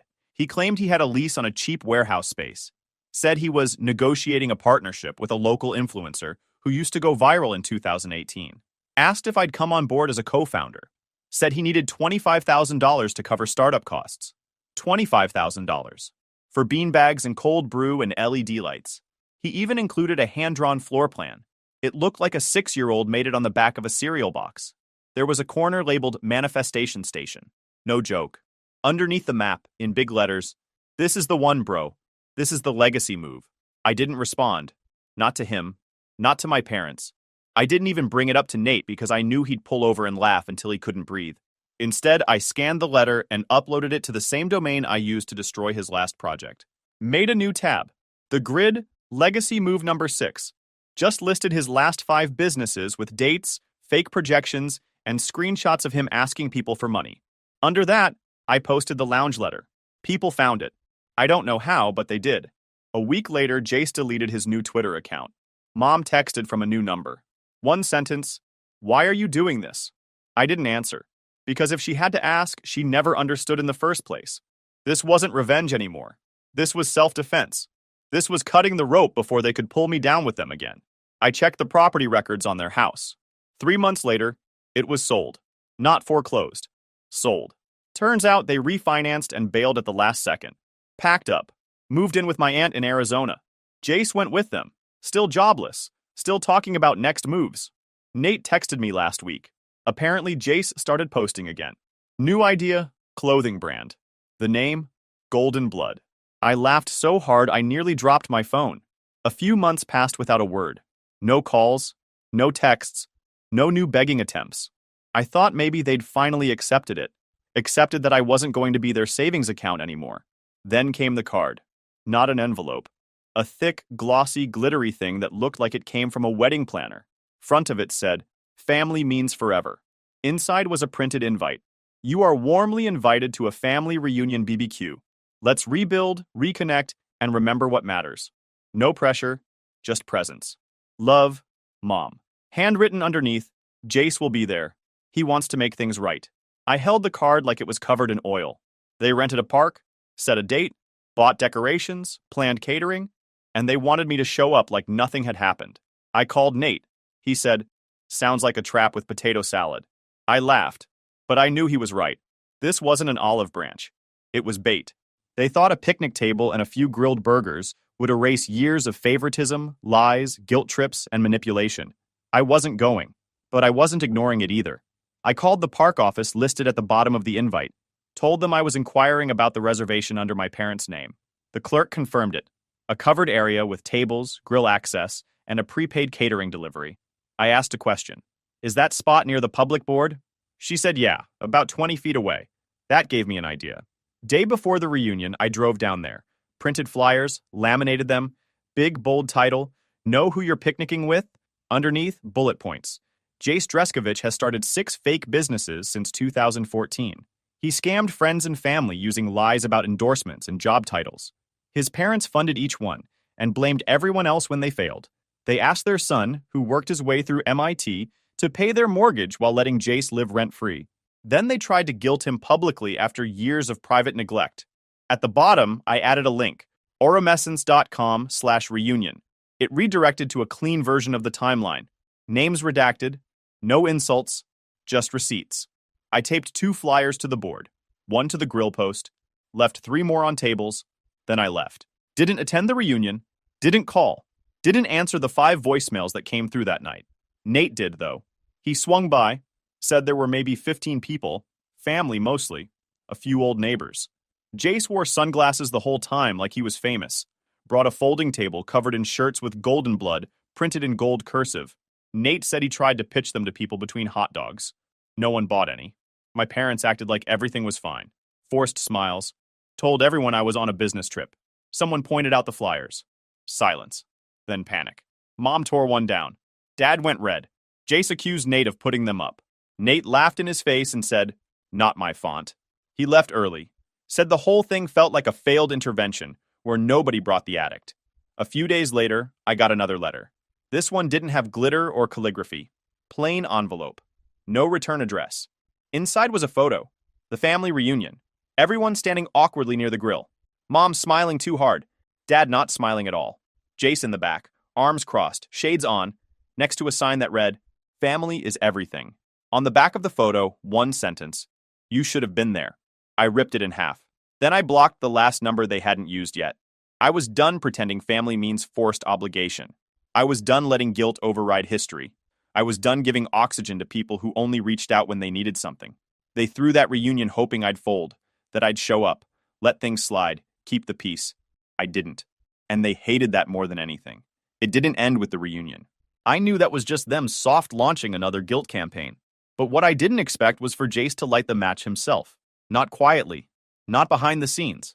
Public. He always wanted attention. Now he finally got it. It started with a video. Someone tagged me in it on Twitter. A clip from a small business expo in Phoenix. Some kind of weekend convention for local brands. I clicked it. There was Jace, standing in front of a booth covered in black and gold. A crooked sign behind him. Golden Blood. Clothing with legacy. He was giving a pitch to a girl with a phone camera. Loud. Overconfident. Wearing his own shirt like a walking billboard. We're not just selling shirts. We're selling identity. power, dominance. Not everyone gets it, but my brother works for Google, and he told me himself, this kind of branding? It's the future. That's when I realized the clip wasn't from someone on his team.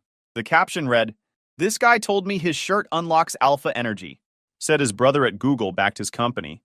LMAO. The replies were brutal. Quote tweets, memes. Some guy made a parody ad with Jace's face and the line, "Powered by nepotism, sown by delusion." Over 400,000 views in a day. I didn't say anything. Didn't reply. Didn't share it.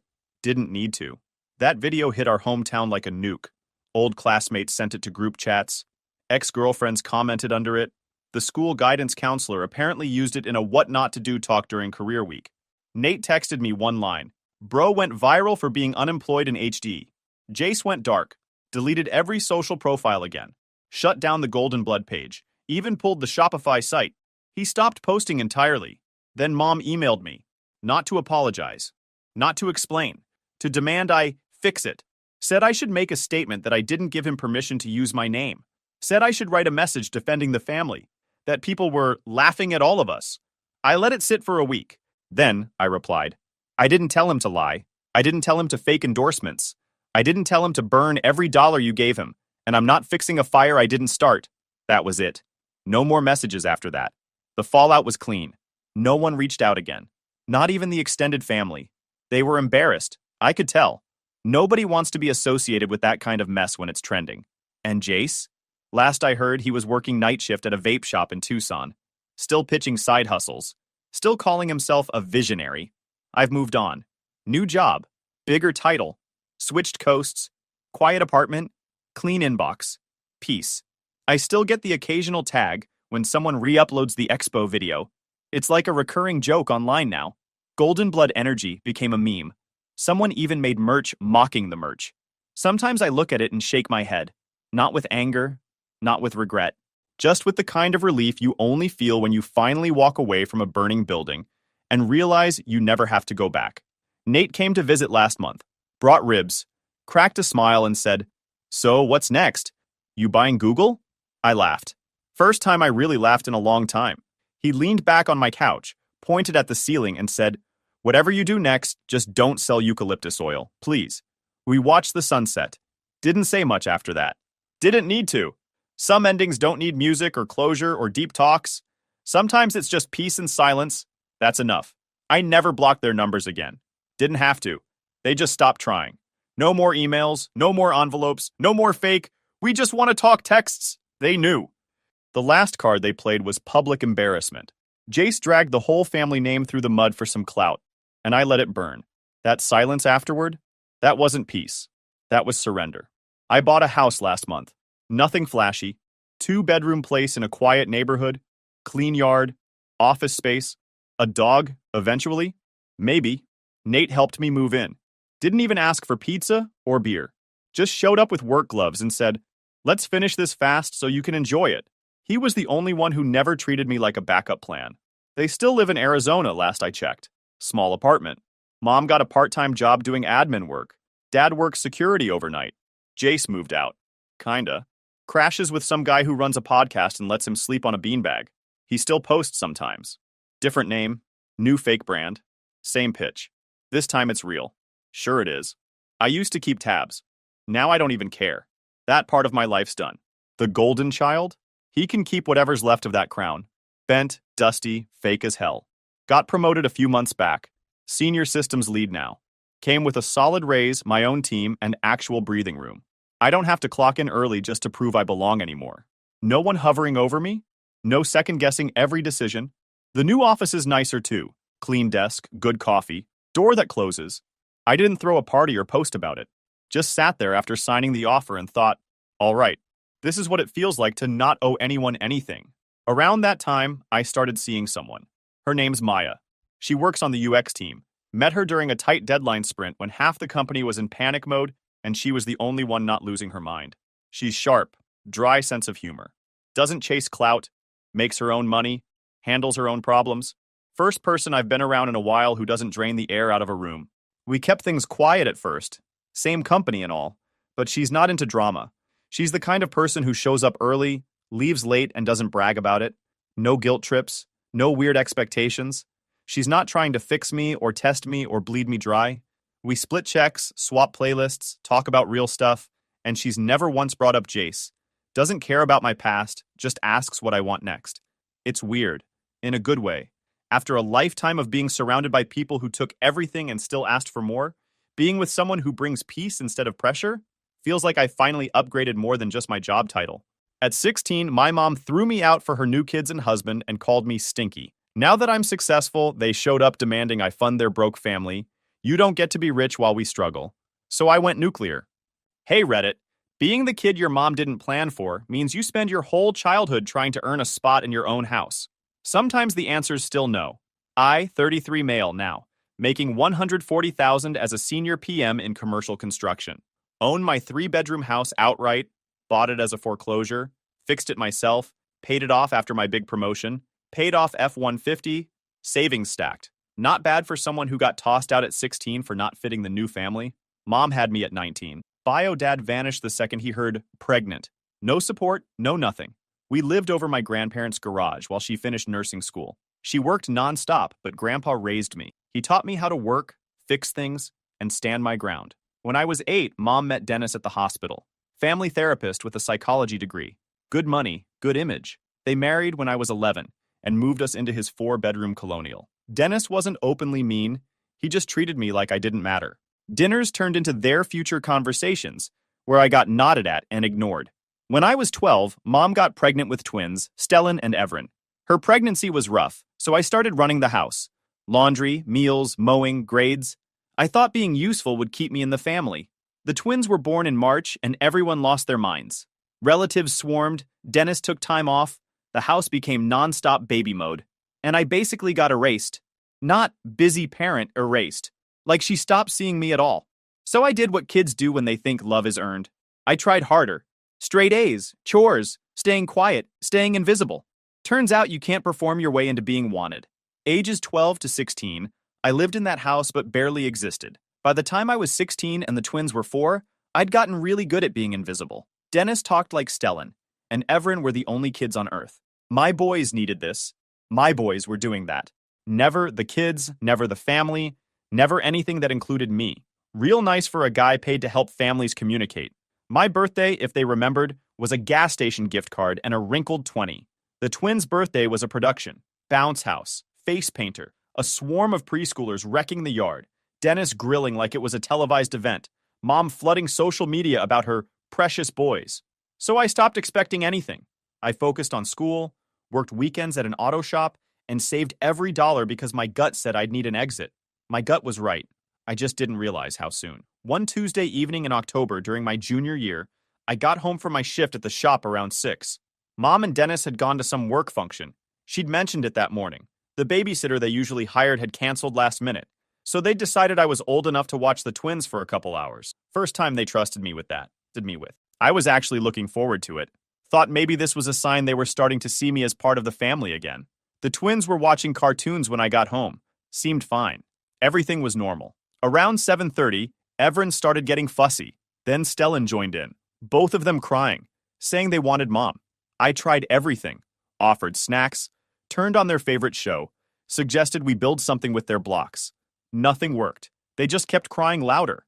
Stellan was working himself up into a full meltdown, that kind where kids can't catch their breath. I picked him up, held him on my hip the way I'd seen Mom do 100 times, bounced him a little, told him it was okay. Mom would be home soon, just trying to calm him down before he made himself sick. That's when I heard the front door open.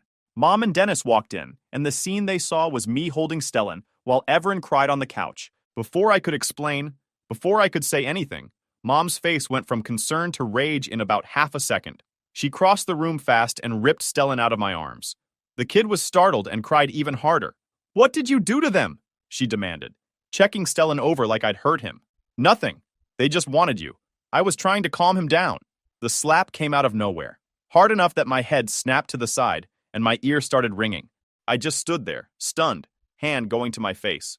"Don't you ever touch them," she hissed. Dennis stepped between us, and I saw something in his expression that made my stomach drop. Not concern, not confusion, disgust. "Why would you touch my kids?" His voice was cold, clinical.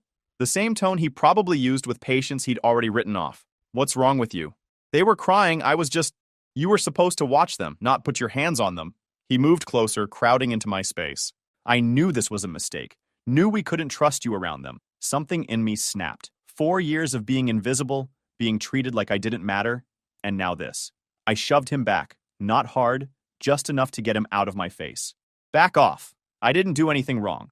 Dennis grabbed my shirt, pulled me close. You stinky little piece of trash. You put your filthy hands on my boy. You're done here. Dennis, get him out, Mom said, her voice shaking with anger. Get him out of this house right now. You're insane, I said, looking at both of them. I was watching them like you asked. They got upset. I was trying to help. Mom's face twisted into something ugly. No one will ever love you. You're going to die alone and miserable, and you'll deserve it. The words hit harder than the slap. I just stared at her, at this woman who was supposed to be my mother, and saw nothing but hatred. Dennis dragged me toward the door. Get your stuff and get out. You've got 20 minutes before I call the cops and tell them you assaulted me and did something inappropriate with those boys. That threat stopped me cold. I looked at Mom, waiting for her to say something, to tell him he was being crazy. She just stood there holding Stellan, her expression blank. I went to my room in a daze, grabbed 2 duffel bags and started throwing things in. Clothes, laptop, school books, the box of photos with Grandpa. My hands were shaking so bad I could barely zip the bags. Kept replaying what just happened, trying to make sense of it. 15 minutes later, I walked past them on my way out. They were sitting in the living room with the twins, who'd already calmed down. Probably forgot what they'd even been crying about. I stopped at the door, turned back. You're both sick, and you're going to regret this. Dennis smirked.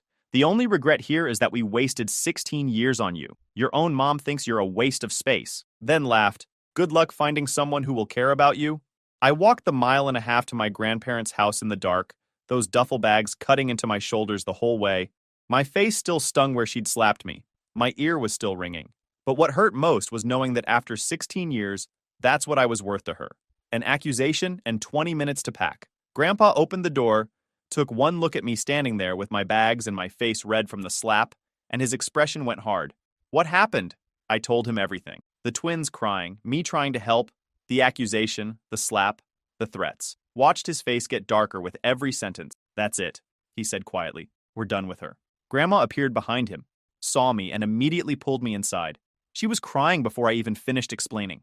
She hit you? Her own son? She's made her choice, Grandpa said, putting his hand on my shoulder. And we've made ours. You're ours now. Not just for tonight, for good. That first night in the spare bedroom, staring at the ceiling, something clicked. I was done with her. Done hoping she'd remember I existed. Done waiting for her to pick me. It was just me now. And honestly, it felt good to know where I stood. My grandparents didn't just give me a roof and food. They went to war for me. Within 2 days, Grandpa contacted a lawyer about guardianship. Mom voluntarily signed temporary custody papers without even asking to talk to me first. Probably wanted to avoid CPS or police looking into what really happened that night. By the end of the week, I was legally under their care.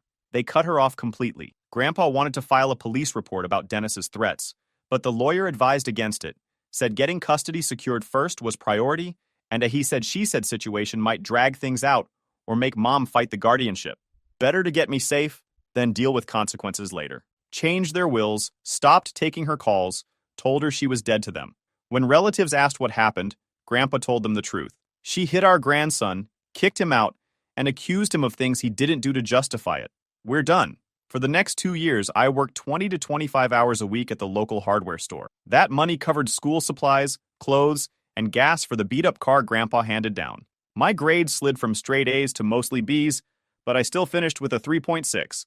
Good enough. Mom stayed silent. No texts, no calls, nothing for birthdays, holidays, graduation. I'd just hear about their newer cars, the twins' big parties, weekend beach trips. Funny how inappropriate behavior concerns vanished the second I wasn't their financial burden anymore. Senior year, I got into a few schools. Even with scholarships, I needed loans, which meant an adult cosigner. I mentioned it at dinner with my grandparents, and my Aunt Jill didn't blink. She said she'd cosign. I tried to argue. She shut it down. She'd watched me grind since I got thrown out, and she wasn't letting me lose college over my mom. College was brutal. I worked campus jobs, pulled weekend overnights at a warehouse, did odd jobs, taught myself basic CAD and freelance drawings for small contractors. Sleep was optional. Mom stayed silent. I'd occasionally see her perfect family posts through relatives and finally blocked her. Not my hobby. 4 years later, I invited Jill to graduation. She showed up early and cheered like it was her win too. Mom didn't even know I was graduating. I didn't tell her. After graduation, I landed an entry-level project coordinator role at a commercial construction firm 2 hours away. Started at $38,000, moved into a tiny studio, lived cheap, and worked like my job was the only thing keeping the lights on. I learned everything, took extra assignments, and kept leveling up. By my mid-20s, I'd paid down most of my loans and started saving seriously. At 26, I found a foreclosed 3-bedroom house that needed work. Got it for cheap, spent nights and weekends fixing it up myself.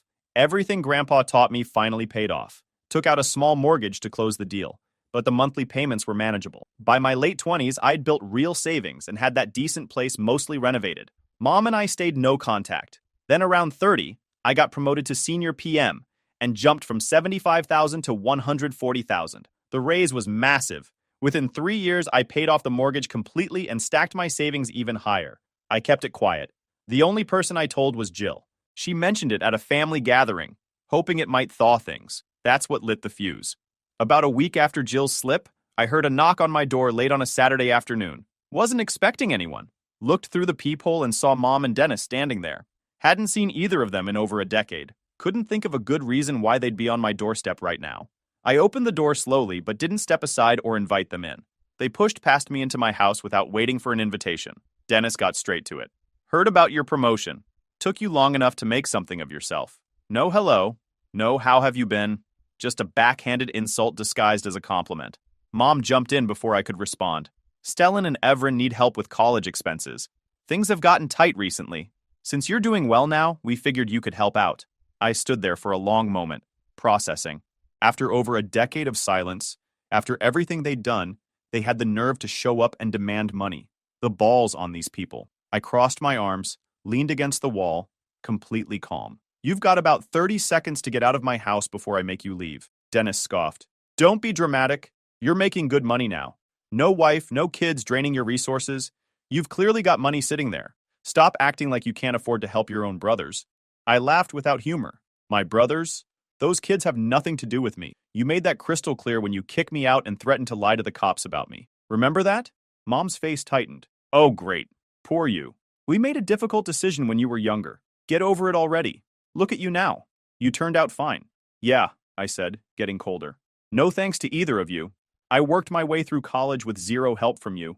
Made it happen in spite of you, not because of you. So let me make this simple for both of you. The answer is no. Not a dollar, not a dime. You're not getting anything from me. Dennis stepped closer, trying to use his size to intimidate me. Maybe you should be thanking us. If we hadn't pushed you out, you probably wouldn't be where you are today. We did you a favor. The least you can do is help your family when we need it. I straightened up, met his eyes directly, didn't back up an inch. Thanking you. You accused your stepson of inappropriate behavior with children to justify throwing him out. You threatened to lie to the cops. Made those kids think I'd hurt them when I was trying to help. And now you want me to bail out your perfect family? That's rich. Mom's voice went sharp. You're being selfish. I raised you alone, worked my tail off to keep you alive. Now you've got everything and we're asking for a little help for your siblings. You owe them at least that much. I don't owe them anything, I said firmly.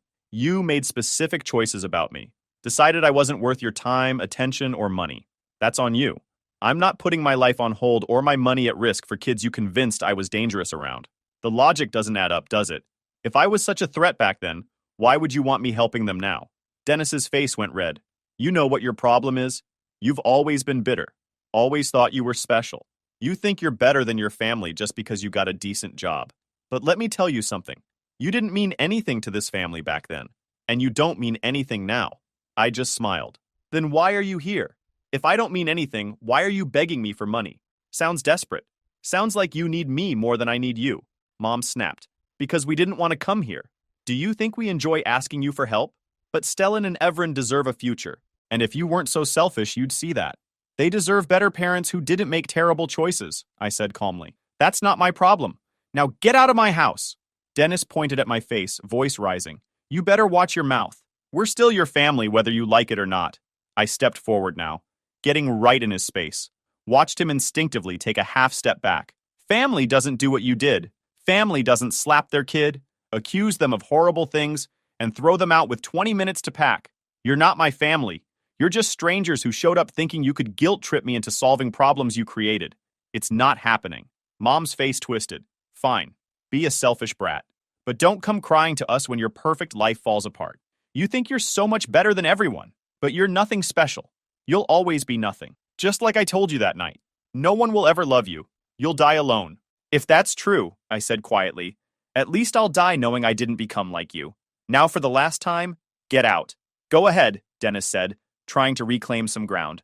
Call the cops. See how that looks, calling the cops on your own parents. I pulled out my phone, already dialing. You're not my parents. You lost that right when you hit me and threw me out. You've got 10 seconds before these cops arrive to remove trespassers. Mom grabbed Dennis's arm. This isn't over, she hissed at me. You're going to regret this. Everyone's going to see what kind of person you really are. No, I said, holding the door open, phone still to my ear. Everyone's going to see what kind of people you really are, I promise you that. They left. I gave the dispatcher my address and explained the situation. They sent an officer to take a report. I documented everything. That conversation wasn't just satisfying. It told me everything I needed to know. They'd shown up thinking they could manipulate me, guilt me, intimidate me. Instead, they'd walked into a man who'd spent over a decade building himself into someone they couldn't touch. Someone who didn't need their approval, love, or recognition. Someone who was finally ready to go nuclear. Thought that confrontation would be the end of it. Should have known they wouldn't give up that easily. Couple weeks later, I found out from concerned coworkers that Mom had shown up at my office. I'd taken a sick day, which probably saved me from a worse scene. But according to what people told me, she marched into the lobby of our secured commercial building, demanded loudly to speak with me, and when security informed her I wasn't there, she refused to leave, started shouting about family obligations and sacrifices and how ungrateful I was. Getting aggressive, building security eventually had to physically escort her out and off the property. Several coworkers witnessed the whole thing. It was embarrassing as hell. Next day at work felt awful. I apologized to everyone who'd seen that nightmare, went straight to HR, explained the situation, had them add her name to the official list of people not allowed on company premises, put her photo on file with building security. The whole thing was embarrassing, but she still wasn't done. That same week, I got home from work and found her waiting outside my house, pacing up and down my driveway, clearly agitated. The second I got out of my truck with my work bag, she stormed over. You can't keep ignoring me. We need to talk about this right now. I kept my distance, keys in my hand. What are you doing here? I told you we're done. We need to have a real conversation. You can't just walk away from your responsibilities to your brothers. What responsibilities? You're the parent. Stellan and Everin are your kids, not mine. Figure it out yourself. That set her off completely. Started screaming about how selfish and ungrateful I was. How I owed her everything for raising me alone. I sacrificed everything for you, she shouted. And this is how you repay me? You didn't sacrifice anything for me. Go home. Don't show up here again. Her voice went from loud to hysterical. Started yelling so loudly that neighbors began coming out to see what was happening. He's a brat, she screamed, gesturing at me. Always been selfish. Doesn't care about anyone but himself. Several neighbors tried to calm her down, but she was way past hearing anyone. Then she actually lunged at me, still screaming. Stay back, I warned, already dialing 911. I mean it. Don't you dare call the police on your own mother, she shrieked, trying to grab the phone from my hands. I raised you. I sacrificed everything. You abandoned me, I said loudly, holding the phone away. Threw me away like garbage. One of my neighbors yelled that he was also calling the cops. Another physically stepped in and pulled her back. By that point, sirens were already cutting through the evening air. The responding officers separated us, took statements from me and multiple witnesses. Mom tried to play the victim, crying about how I'd turned my back on my struggling family. But 3 neighbors had seen her lunge at me, heard her screaming. One had even started recording on his phone. The officers didn't arrest her, treated it like a family dispute, separated us, gave her a stern warning, documented everything, and told me I should get a restraining order if this continued. Classic domestic call response. They filed the incident report and left. She sat in her car at the end of the street for another hour before driving away. But that incident was the push I needed. Because while she was sitting in her car that night, I was inside my house making a decision. Time to find out exactly why they were really broke and make sure everyone knew the truth. Next morning, I took time off work and went to the police station. Filed for the restraining order based on the workplace incident and the driveway assault. The officer who'd responded the night before had filed a detailed report with witness statements, which helped move things along.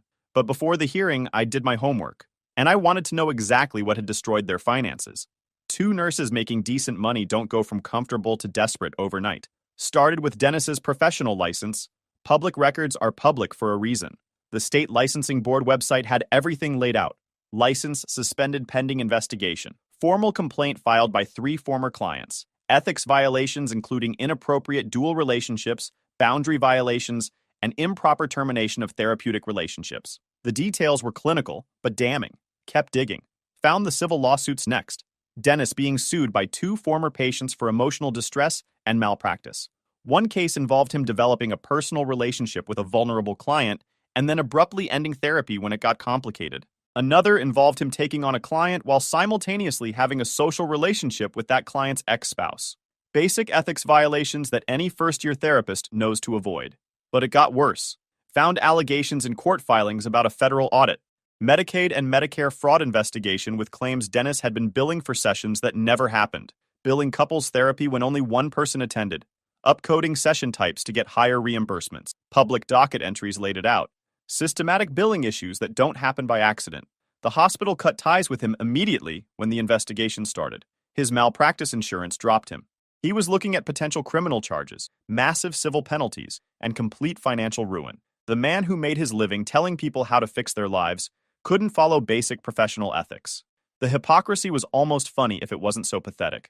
A family therapist who specialized in helping families communicate and maintain boundaries, who'd built his career on professional ethics and helping vulnerable people, had systematically violated every rule in the book. And the same man who'd accused his teenage stepson of inappropriate behavior with children had been engaging in inappropriate relationships with vulnerable adult clients. I compiled everything. Every board action, every lawsuit, every audit notice. Public records anyone could verify. When I told my grandparents everything, they were furious. "She's lost her mind," Grandpa said, shaking his head. "Coming after you like this while her husband destroys everything through his own choices." Grandma's voice was heavy with disgust. A therapist, someone people trusted to help them, and he was using them like that. Sick. They deserve each other, I said, and they're going to get exactly what they deserve. The restraining order hearing came about 3 weeks later. Judge reviewed the police reports, witness statements, and documented harassment pattern. Mom showed up with some story about being a concerned parent, tried the tears, but the evidence spoke louder than her performance. Judge granted a 3-year order without much deliberation. After the order went into effect, the direct harassment stopped. No more showing up at my work or house, but she found workarounds. Started calling me from different numbers, blocked every single one. Sent letters to my house that went straight into my documentation folder. Got relatives to reach out on her behalf with messages about how she just wanted to talk and work things out. I shut that down immediately, told them I had no interest in reconciliation, and they needed to stop carrying her messages. Most family members backed off after that. She even tried showing up at my grandparents' house a few times, demanding they make me see reason. My grandparents called her out hard every time, told her to leave and never come back. When she refused the 3rd time, Grandpa called the cops himself. They gave her a citation for trespassing and reminded her about the restraining order. Coming to my grandparents' house to harass them about me counted as indirect contact. That finally got her to back off for a while. Life finally started looking normal again. I threw myself into work, my house, and the people who actually mattered. My grandparents, Jill, a couple close friends. I installed security cameras, kept my documentation folder updated, and focused on moving forward. A few months after things quieted down, I started taking care of the people who'd taken care of me. First was my grandparents. I paid for the new roof they'd been putting off, covered their property taxes for the year, and set up a medical fund so they'd never have to stress about bills again. They tried to refuse. I told them it wasn't negotiable. They gave me everything when I had nothing. Jill was next. I didn't want to just repay her. I wanted her to feel what she did for me. So I planned a long weekend trip to the Grand Canyon for her whole family, something she'd talked about for years, but never did, because she was always putting everyone else first. I covered flights, a decent hotel, and gave her spending money for food and activities so she could actually enjoy it without doing mental math the whole time. When I handed her the envelope, she opened it and just froze. "What is this?" "It's for you," I told her. "You showed up when nobody else did.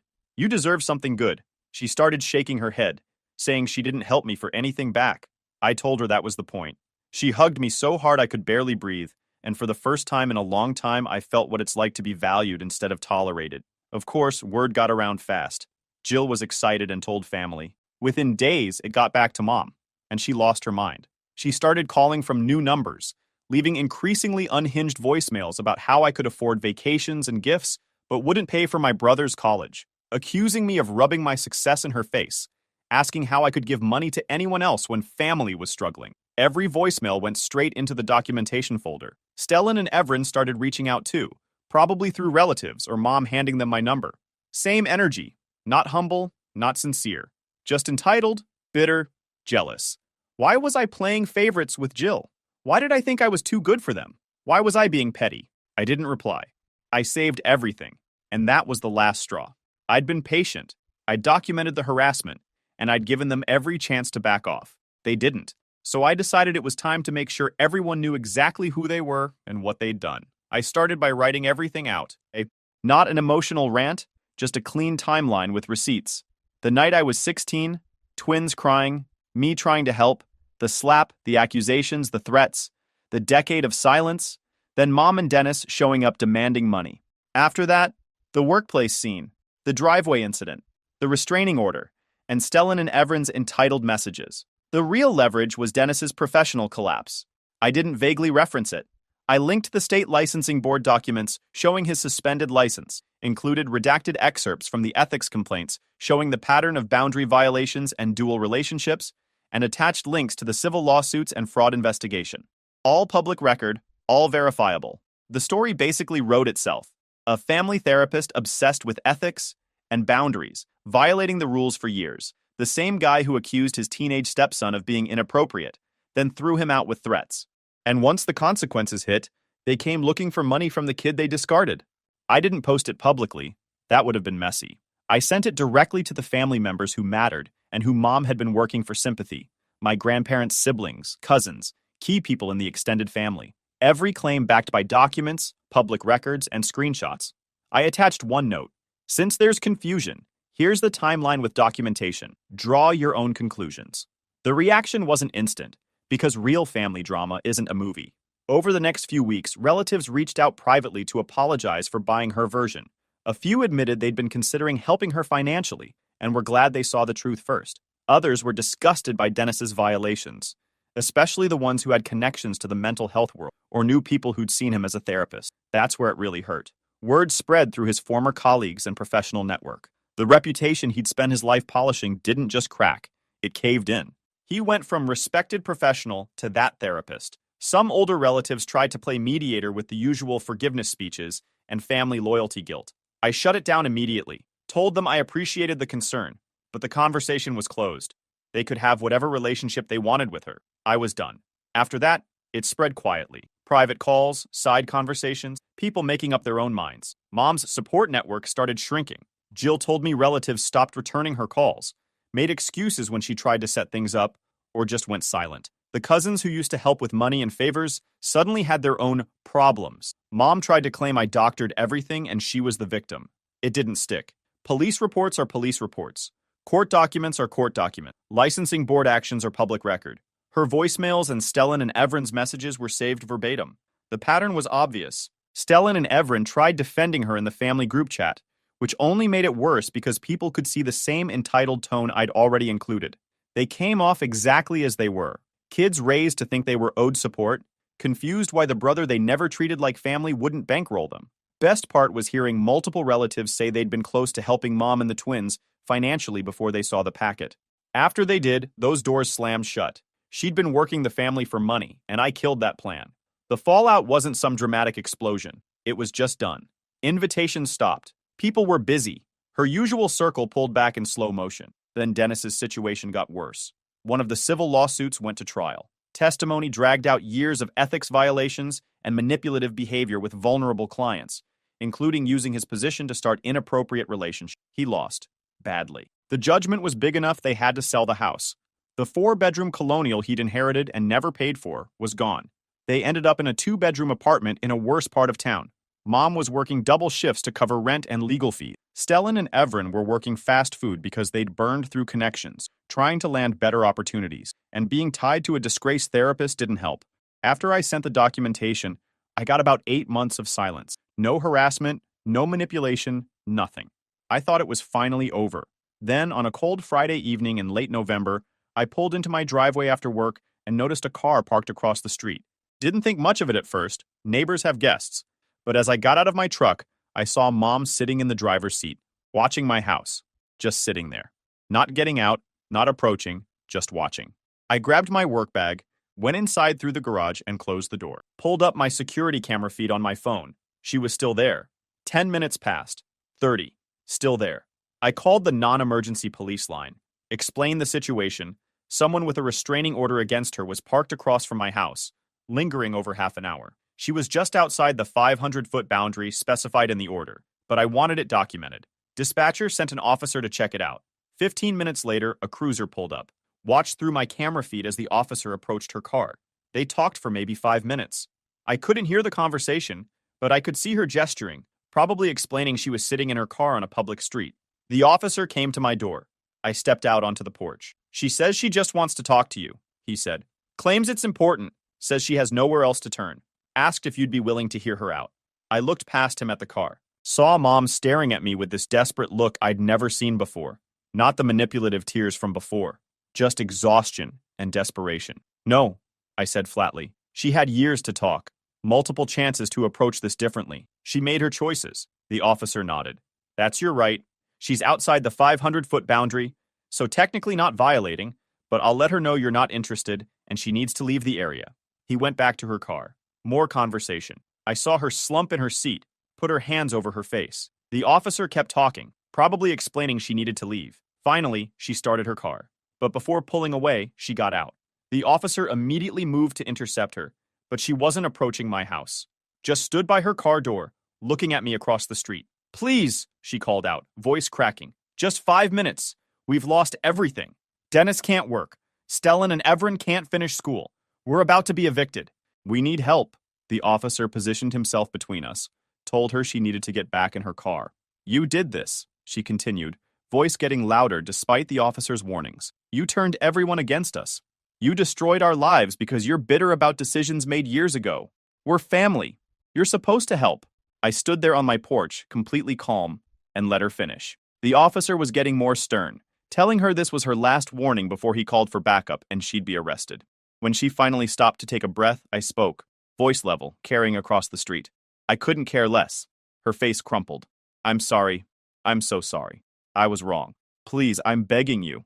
Help us. Those are just words, I said. You had over a decade to apologize. You chose silence. Chose to only reach out when you wanted money. Chose to harass me when I said no. You don't get to call that family. The officer physically guided her back toward her car door. She was crying now, saying something about mistakes and still being my mother. How could I be so heartless when they were losing everything? Ma'am, get in your car now or you're going to jail, the officer said firmly. She finally got in, sat there for a few more seconds, just staring at me, tears streaming down her face, then drove away slowly. The officer came back to my porch. You want to file a report on this? It's borderline. She didn't technically violate the order, but the intent was clearly to contact you. Yeah, I said. File the report. I want this on record. He nodded, took my statement, and left. I went back inside, locked up, pulled out my phone, texted Jill. Mom showed up outside my house tonight. Cops handled it. I'm fine. Her response came immediately. Need me to come over? I smiled and typed back, no, I'm good. Really good. I sat on my couch and thought about the kid I was at 16, carrying my life in 2 duffel bags. I built everything myself. Jill and my grandparents were the only ones who showed up. I was good. If you enjoyed this video, please hit that subscribe button. It really helps the channel and help us bring you more and better stories. Thanks. My brother knocked up my fiance, and they plan to live on my child support for his child. And my parents took their side, so I ended the game before it started, and now they're begging. What's up, Reddit? Been lurking here for years, but never thought I'd be posting my own drama. Buckle up because this shit is wild, and I'm still processing everything that went down. So I 32 male, got a decent job as a software engineer, owned my house, basically had my life together. Was engaged to Sarah, 28 female, for about 8 months. We'd been together for 3 years total, and honestly, I thought she was the one. She was sweet, funny, great with my family, or so I thought. We were planning this whole future together. You know the drill. Then there's my brother Jake, 29 male. Now Jake's always been what you'd call the charming one in the family. Good-looking, smooth talker, but couldn't hold down a job or a relationship to save his life. Dude's been bouncing between our parents' couch and whatever girl would put up with him for the past decade. Real winner material. The thing about Jake is that he's always been jealous of anything good happening to me. When I got my first programming job, suddenly he was interested in coding too. When I bought my house, he started talking about real estate investing. When I started dating Sarah, he made all these comments about how lucky I was to find someone willing to settle. But I never thought he'd go this far. About 4 months ago, things started getting weird. Sarah had been acting different. Distant, secretive, always on her phone. Classic cheating behavior, but I trusted her completely. She'd been dealing with some work stress, so I figured that was it. I'm not the paranoid type who goes through phones or anything. Jake had been coming around more often, which I thought was nice. He'd never really shown interest in hanging out before, but suddenly he's over every weekend, staying for dinner, being all friendly with Sarah. They seemed to get along great, which I was happy about. Family harmony and all that. Sarah started having these girls' nights that would run really late. She'd come home at like 2 a.m., sometimes not until the next morning, saying she crashed at her friend Michelle's place. Again, I trusted her. We all need our space, right? Around this time, Jake started talking about getting his life together. He was applying for jobs, talking about moving out of mom and dad's place, the whole responsible adult act. I was actually proud of him. Finally stepping up, you know? Then Sarah started getting sick in the mornings. At first, we both thought it was just stress from work, or maybe she was coming down with something. But when it kept happening for like 2 weeks straight, I suggested she see a doctor. That's when she told me she might be pregnant. I'm not gonna lie, I was thrilled. We'd talked about kids, and while we weren't actively trying, we weren't being super careful either. Sarah seemed excited too, but there was something off about her reaction. Like she was happy, but also nervous? I figured it was just the normal anxiety that comes with finding out you're having a kid. We decided to wait a few more weeks to tell our families, make sure everything was progressing normally. But Sarah was acting increasingly weird during this time. Lots of hushed phone calls, more emergencies at work that kept her out late. The weirdest part was how Jake started acting around this time. Suddenly, he's asking all these questions about my job, my salary, my benefits. Real specific stuff about my health insurance coverage and whether it would cover a spouse and kids. He framed it like he was thinking about getting a similar job and wanted to know about the benefits package. I thought it was weird, but Jake had never shown interest in stable employment before, so maybe he was finally growing up. 3 weeks ago, Sarah finally went to the doctor to confirm the pregnancy. She asked me not to come with her because she was nervous and wanted to process it alone first. Fair enough, right? Except when she came back, she seemed more anxious than before. She told me she was definitely pregnant, about 10 weeks along. We did the math, and it lined up with our timeline, so I didn't think anything of it.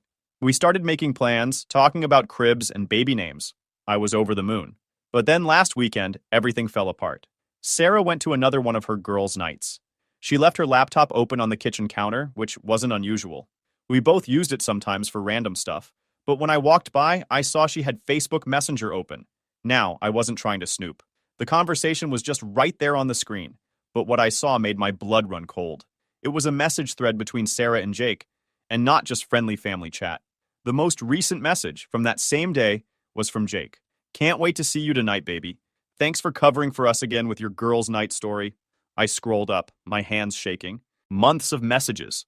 Months of them planning meetups, talking about how stupid I was for not figuring it out, making jokes about me working late while they were together. But the worst part was the messages about the pregnancy. Jake, so when are you going to tell him it's mine? Sarah, I'm not.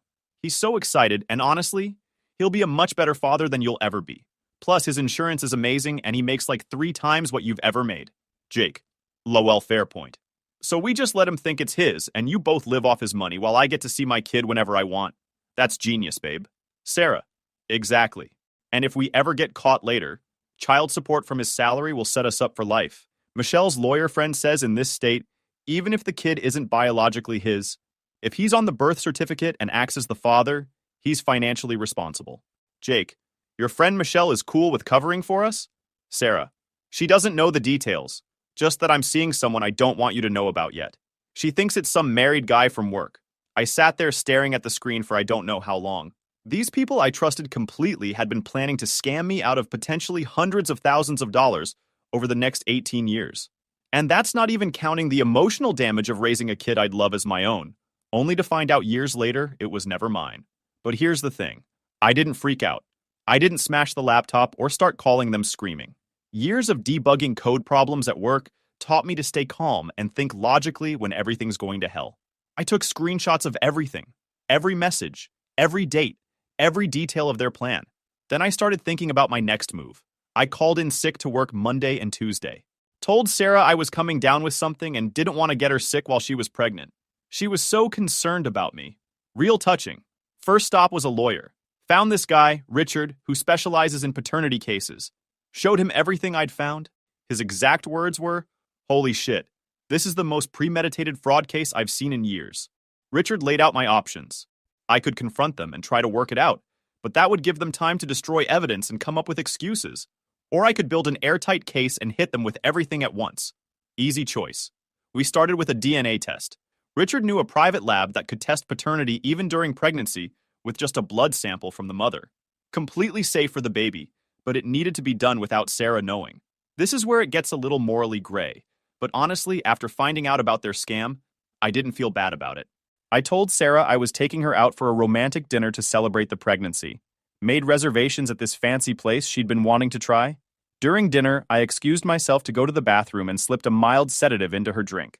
Nothing dangerous. Richard had a friend who's a doctor, and he gave me something that would just make her drowsy. When we got home, Sarah was tired and went straight to bed. While she was sleeping, the private lab tech came over. Quick blood draw, and we were done. Sarah never knew. Results came back 2 days later. Jake was definitely the father. Next, I hired a private investigator. I wanted to know exactly how long this had been going on and whether there was any evidence I'd missed.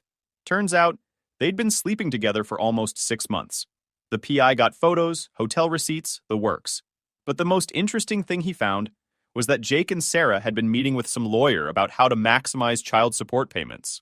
They'd done their homework on how to scam me for as much as possible.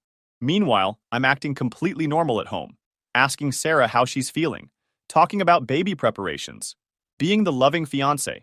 It was honestly harder than I thought it would be, but every time I wanted to break and confront her, I just thought about their messages joking about how stupid I was. Here's where my family gets involved, and it gets even messier. I decided I wanted to see how deep this betrayal went before I pulled the trigger. So I started having casual conversations with my parents about the pregnancy. My mom was over the moon, already planning to be the best grandma ever. Dad was excited too, talking about teaching his grandkid to fish and all that good stuff. But then I mentioned some concerns I was having about Jake's sudden interest in spending time with us. "I'm just worried he might be feeling left out with all the baby excitement," I told Mom. "He's been asking a lot of questions about my job and insurance lately." That's when Mom got this weird look on her face. "Oh, honey," she said, "Jake already told us what's going on." My blood froze. "What do you mean?" "About the baby," she said. "We know it's his." I just stared at her. "What?" Dad chimed in. "Jake explained the whole situation, how you and Sarah weren't really compatible, but you're financially stable and would be a good provider, and how it would be better for everyone if you just raise the baby as your own." I couldn't believe what I was hearing. "And you guys think this is okay?" Mom reached over and patted my hand. "Honey, we know this is hard to accept, but Jake is your brother, and that baby will be your nephew or niece. Family takes care of family. What about Sarah lying to me? What about them going behind my back for months?" Dad shrugged. "Look, son, these things happen, but at the end of the day, you've got a stable job and a house. Jake's still figuring his life out. This way, the baby gets the best of both worlds. Jake as the biological father, and you as the provider. And what do I get out of this exactly? You get to be part of your brother's child's life," Mom said. "Plus, Sarah's a good girl. She'll make you happy." I just sat there realizing my parents were not only okay with this plan, they were actively supporting it. "Does Sarah know that Jake told you guys?" "Of course," Dad said. "We all talked about it as a family. Well, everyone except you. We were waiting for the right time to bring you into the conversation." That's when it hit me. This wasn't just Jake and Sarah scamming me. This was a whole family conspiracy. My parents were in on it from the beginning. I asked a few more questions and pieced together the full picture. Jake had told them about the pregnancy almost immediately.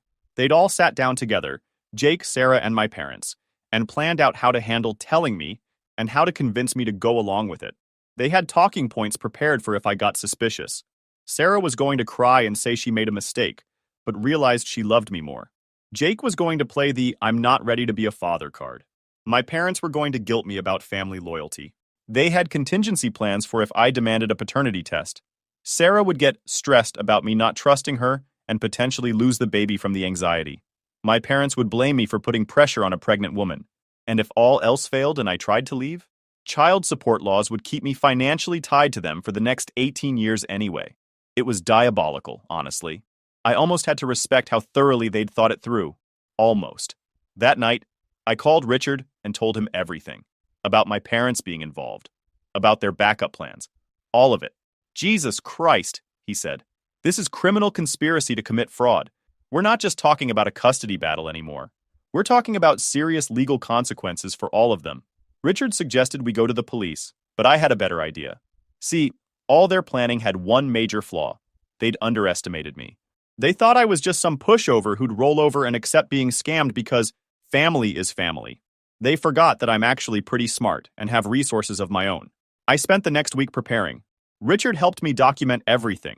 The paternity test results, the PI's evidence, screenshots of all their messages, even recordings of my conversations with my parents. Legal in our state with single-party consent. I also did something else. Remember how Jake had been asking about my job and benefits? Well, I made a few calls to contacts in the tech industry. Jake had actually applied to several companies recently, listing me as a reference. Let's just say those references didn't go well. I may have mentioned some concerns about his honesty and reliability.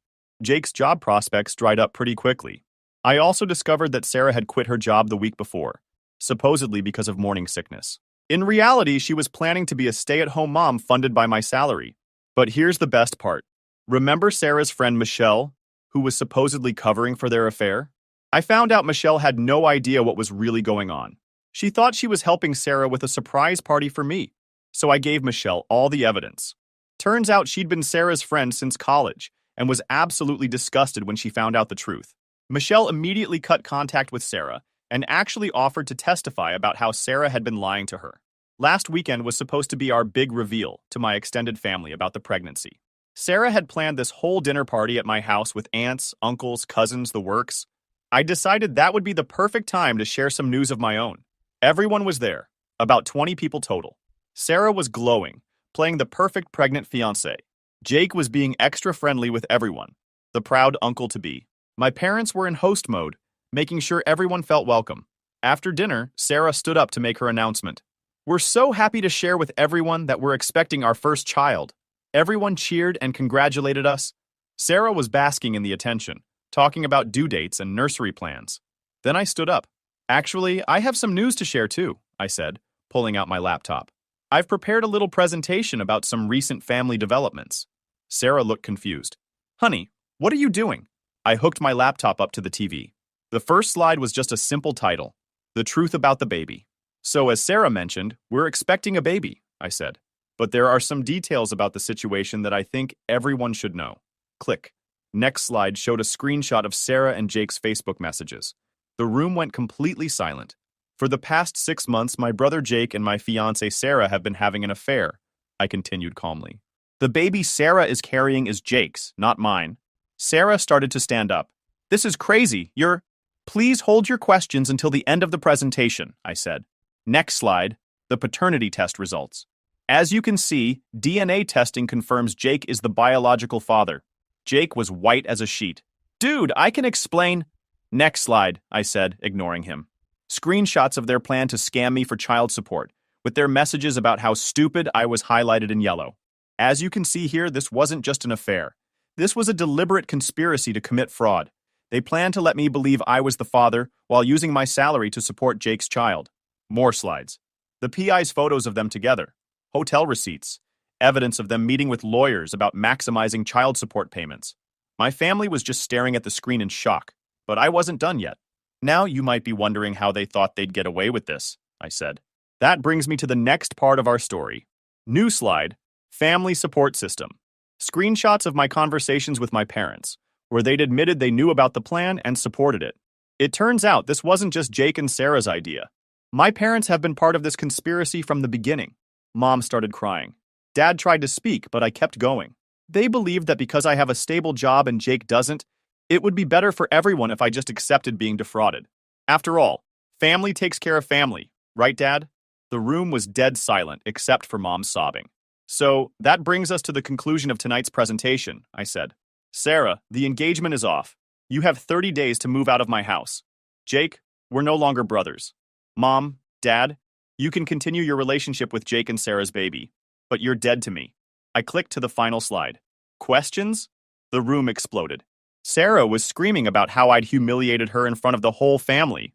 Jake was trying to explain that it just happened, and he never meant to hurt me. My parents were begging me to reconsider, saying we could work it out as a family. My extended family, to their credit, were disgusted. My uncle literally told Jake he was a piece of shit and walked out. My cousin asked Sarah how she could do something so evil. My aunt hugged me and said I deserved better. One by one, my relatives left. Most of them stopped to tell me they supported my decision and were proud of me for handling it so well. Soon, it was just me, Sarah, Jake, and my parents left in my house. That's when the real begging started. Sarah was in full meltdown mode, alternating between trying to convince me she loved me and threatening to destroy me if I didn't take her back. At one point, she actually said, "You can't just throw away 3 years over one mistake." One mistake that lasted 6 months and involved elaborate planning to defraud me of hundreds of thousands of dollars. Sure, Sarah. Jake tried the brother card. Come on, man. We can work this out. Family is family. The same Jake who'd been joking with Sarah about how stupid I was while planning to steal my money for the next 18 years. My parents were the worst, though. They kept talking about how I was tearing the family apart and how I needed to be the bigger person. Dad actually said, "This is what family does for each other." I just looked at him and said, "You're right. That's exactly what family should do for each other, which is why what you did is so unforgivable." Eventually, I told them all to get out. Sarah tried to pull some legal stuff about tenant rights, but Richard had already prepared eviction papers. Jake tried to stay and talk it through, but I threatened to call the cops. My parents were the last to leave. Mom kept crying and saying I was making a mistake. Dad tried one last guilt trip about how I'd regret this when I was older and alone. I'd rather be alone than surrounded by people who think so little of me, I told them. That was 2 weeks ago, and the aftermath has been wild. Sarah moved back in with her parents, who apparently had no idea about any of this. Her mom called me to apologize and said they were horrified by what Sarah had done. Her dad offered to pay me back for any money I'd spent on wedding preparations. Sarah's been trying to contact me through mutual friends, social media, even showing up at my work, each time with a new story about how sorry she is and how we can make it work. My favorite was when she claimed she was only with Jake because I wasn't emotionally available enough. Apparently, having an affair and committing fraud was just her way of getting my attention. Jake's been having a rougher time. Remember how his job prospects mysteriously dried up? Well, turns out when you're involved in a conspiracy to commit fraud, word gets around. He's basically unemployable in any legitimate field now. He's also been cut off by most of our extended family. Turns out when people find out you tried to scam your own brother, they don't want much to do with you. Last week he called me crying, saying he was sorry and asking if I could put in a good word for him with potential employers. I told him to lose my number. My parents have been the most persistent. They started with anger, moved to bargaining, and now they're in the depression phase of grief. Mom calls me every few days, usually crying, talking about how she just wants her family back together. She keeps saying things like, "Jake made a mistake, but he's still your brother," and "Sarah was confused, but you two were so good together." Dad's been trying the practical approach, talking about how much money I'd waste on legal fees, and how it would be easier to just work it out within the family. They don't seem to understand that this isn't about money or convenience. This is about the fact that the people who were supposed to love and protect me spent months planning to scam me. Richard's been having a field day with this case. Apparently, it's rare to have such clear-cut evidence of conspiracy to commit fraud. We've filed criminal charges against Jake and Sarah for fraud and conspiracy. The prosecutor loves the case because we have everything documented: messages, DNA evidence, witness testimony, the works. Sarah's lawyer tried to argue that she was just a confused pregnant woman who made bad decisions. That argument fell apart when Richard showed them the messages where she was calculating how much child support she could get and joking about how easy I was to manipulate. Jake's lawyer tried to claim it was all Sarah's idea, and Jake was just going along with it. That didn't work either, since we have messages of Jake suggesting ways to maximize the financial benefits of their scheme. The civil case is even more interesting. Richard thinks we can go after them for intentional infliction of emotional distress, fraud, and a bunch of other stuff. The financial damages alone could be substantial. We're talking about 18 years of child support they were planning to steal. But honestly, I don't need their money. I just want them to face consequences for what they did. Here's the weird thing. My life has actually gotten a lot better since this all happened. First, I found out who my real friends and family are. My extended family has been incredibly supportive. My uncle offered to help pay for legal fees. My cousins have been checking in on me regularly. Even some of Sarah's friends reached out to say they were disgusted by what she did. Work has been great too. My boss found out about the situation, small town, word travels fast, and told me to take all the time I needed. Apparently, he went through something similar with his first wife, and completely understood. I've also been sleeping better than I have in months. I didn't realize how much stress I was carrying from Sarah's weird behavior and lies. Now that I know the truth, even though it sucks, it's actually a relief. I know it's only been 2 weeks, but I'm already thinking about getting back out there.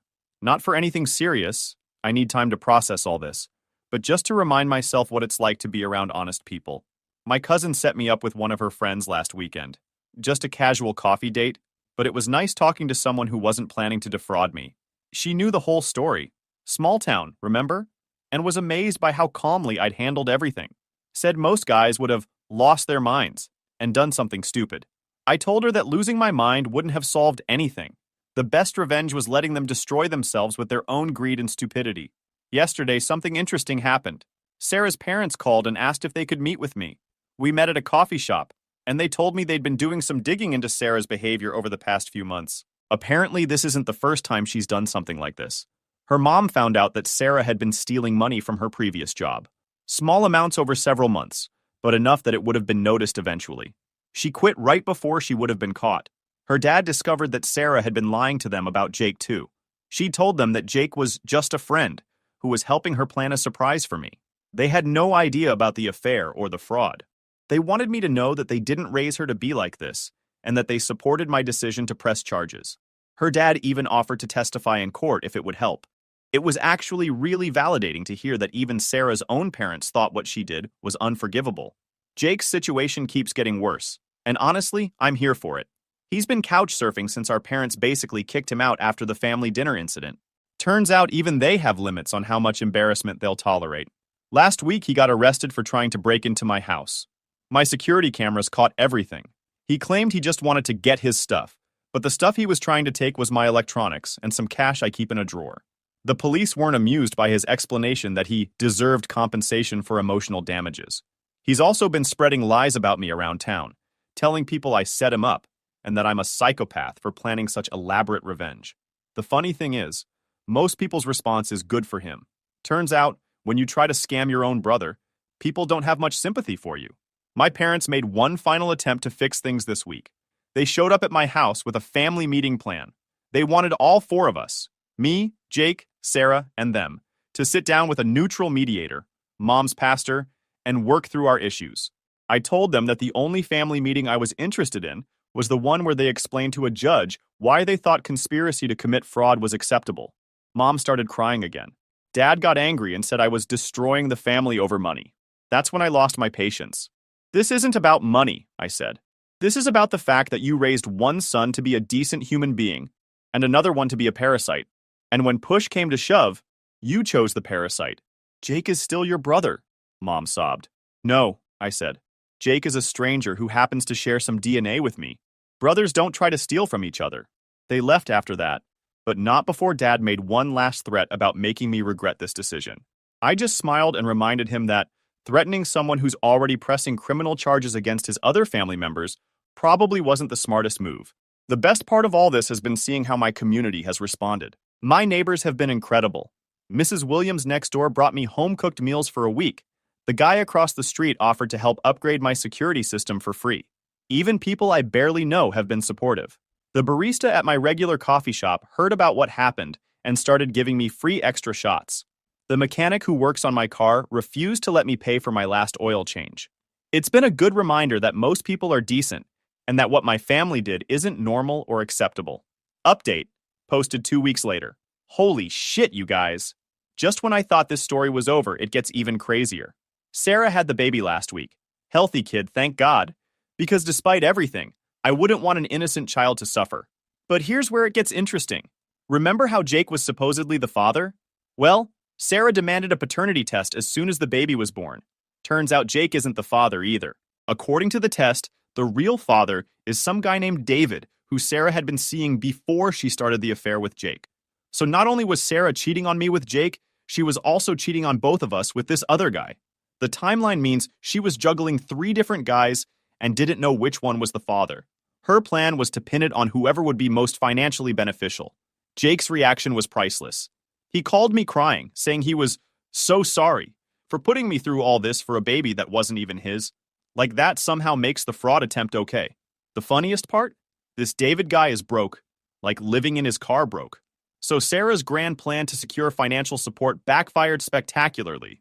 Now she's a single mom with no job, no savings, and no support from any of the men she was manipulating.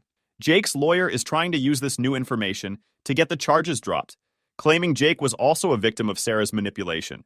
My lawyer's response was basically tough shit. Being manipulated into committing fraud is still committing fraud.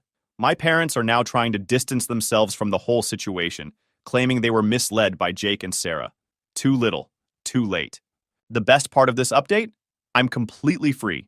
No paternity questions, no potential future complications, just a clean break from all these toxic people. Sometimes life works out exactly how it should. Edit. Thanks for all the support, guys. Yes, I'm doing great. No, I don't feel bad for them.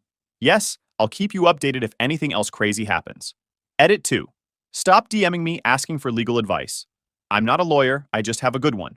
Edit 3. For everyone asking, yes, I'm dating someone new now. She's amazing and thinks the whole revenge story is hilarious. Some people appreciate a man who handles his business properly. My mother called me a disappointment and excluded me from family gatherings. She regretted it when my aunt revealed I graduated from Harvard Law. Hey, Reddit. So my mother decided I was the family failure when I dropped out of nursing school at 19, and she spent the next 9 years telling everyone I'd probably ended up homeless or in jail. Plot twist. I graduated from Harvard Law and became a federal prosecutor. She found out at Thanksgiving dinner when my aunt laid out my credentials on the table like a hand of cards. What happened next turned into a legal nightmare that required restraining orders and courtroom testimony. Buckle up. I'm Sarah, 28 years old, and I need you to understand something about my mother before we get into the chaos. She didn't just disapprove of my choices, she actively erased me from the family narrative. When I dropped out of nursing school, she used the word failure to my face. Not disappointed, not concerned. Failure. She told me I'd wasted her genetics, her time, and her money, raising someone who couldn't even finish a basic degree. Here's the thing about toxic parents. They don't just cut you off quietly, they make a production of it. My mother called aunts, uncles, cousins, and explained that I was too embarrassing to have at family gatherings anymore. Said seeing me would just remind everyone of wasted potential. She literally uninvited me from Christmas that year via text message, "Don't come. Your presence would ruin the mood for people who actually achieved something." I was living in my car at the time, working double shifts at a warehouse distribution center, making $11.50 an hour, trying to figure out my next move. The warehouse job was brutal. 10-hour shifts lifting boxes in a facility where summer temperatures hit 95 degrees inside and winter meant frozen loading docks at 5 a.m. My hands were constantly cut up from cardboard edges and packing tape. I'd park my beat-up 2003 Honda Civic behind a 24-hour gym, pay $30 monthly for a membership just to shower, and sleep in the back seat with everything I owned stuffed into 2 duffel bags. My mother didn't know any of this, didn't care to ask, never once checked if I was okay or safe or alive. My Aunt Rachel found me crying in a grocery store parking lot that Christmas Eve. I'd gone in to buy a $6 rotisserie chicken, my planned Christmas dinner, and completely broke down in the checkout line when the cashier wished me happy holidays. Rachel was behind me in line, saw me falling apart, and without hesitation took me home. She fed me actual food, let me sleep in her guest room with clean sheets and a real mattress, and never told my mother where I was. Rachel became the family I needed when mine disappeared.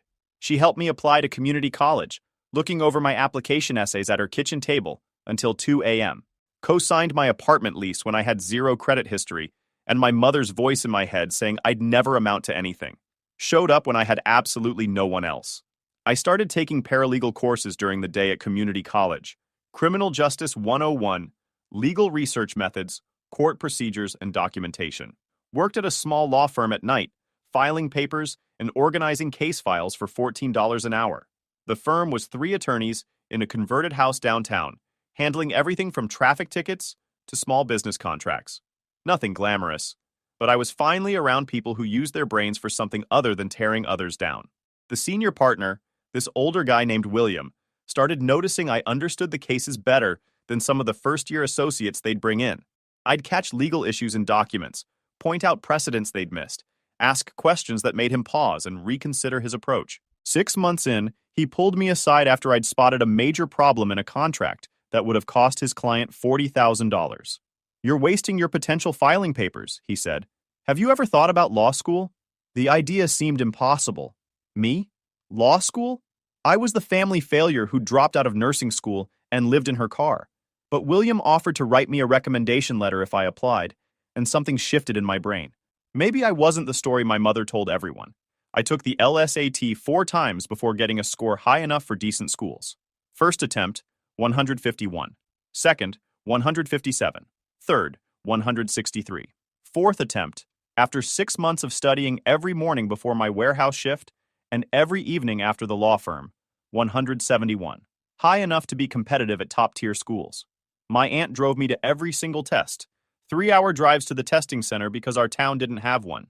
She'd wait in the parking lot with coffee and encouraging texts, then drive me home while I either celebrated or cried depending on how it went. I applied to 14 law schools with fee waivers. Got rejections from 8, waitlisted at 3, accepted at 2. And then the email that changed everything. Harvard Law School, with a need-based financial aid package that would cover most of tuition. I sat in Rachel's kitchen staring at my laptop screen, reading the acceptance email over and over, convinced it was spam or a mistake. Rachel looked over my shoulder, screamed, and started crying harder than I've ever seen anyone cry. We celebrated with $8 takeout Chinese food and stayed up until 4 a.m. looking at photos of Harvard's campus online. Meanwhile, my mother was telling everyone I was probably homeless or in jail. I know this because relatives would occasionally mention it to Rachel. "Such a shame about Sarah." And, "Your sister must be heartbroken about how that turned out." My mother had created an entire narrative about my failure, used me as a cautionary tale at family dinners about what happens when children don't listen to their parents. My brother Danny managed a cell phone store. Nothing wrong with that. Honest work, decent money. He seemed happy enough. But my mother treated him like he'd cured disease.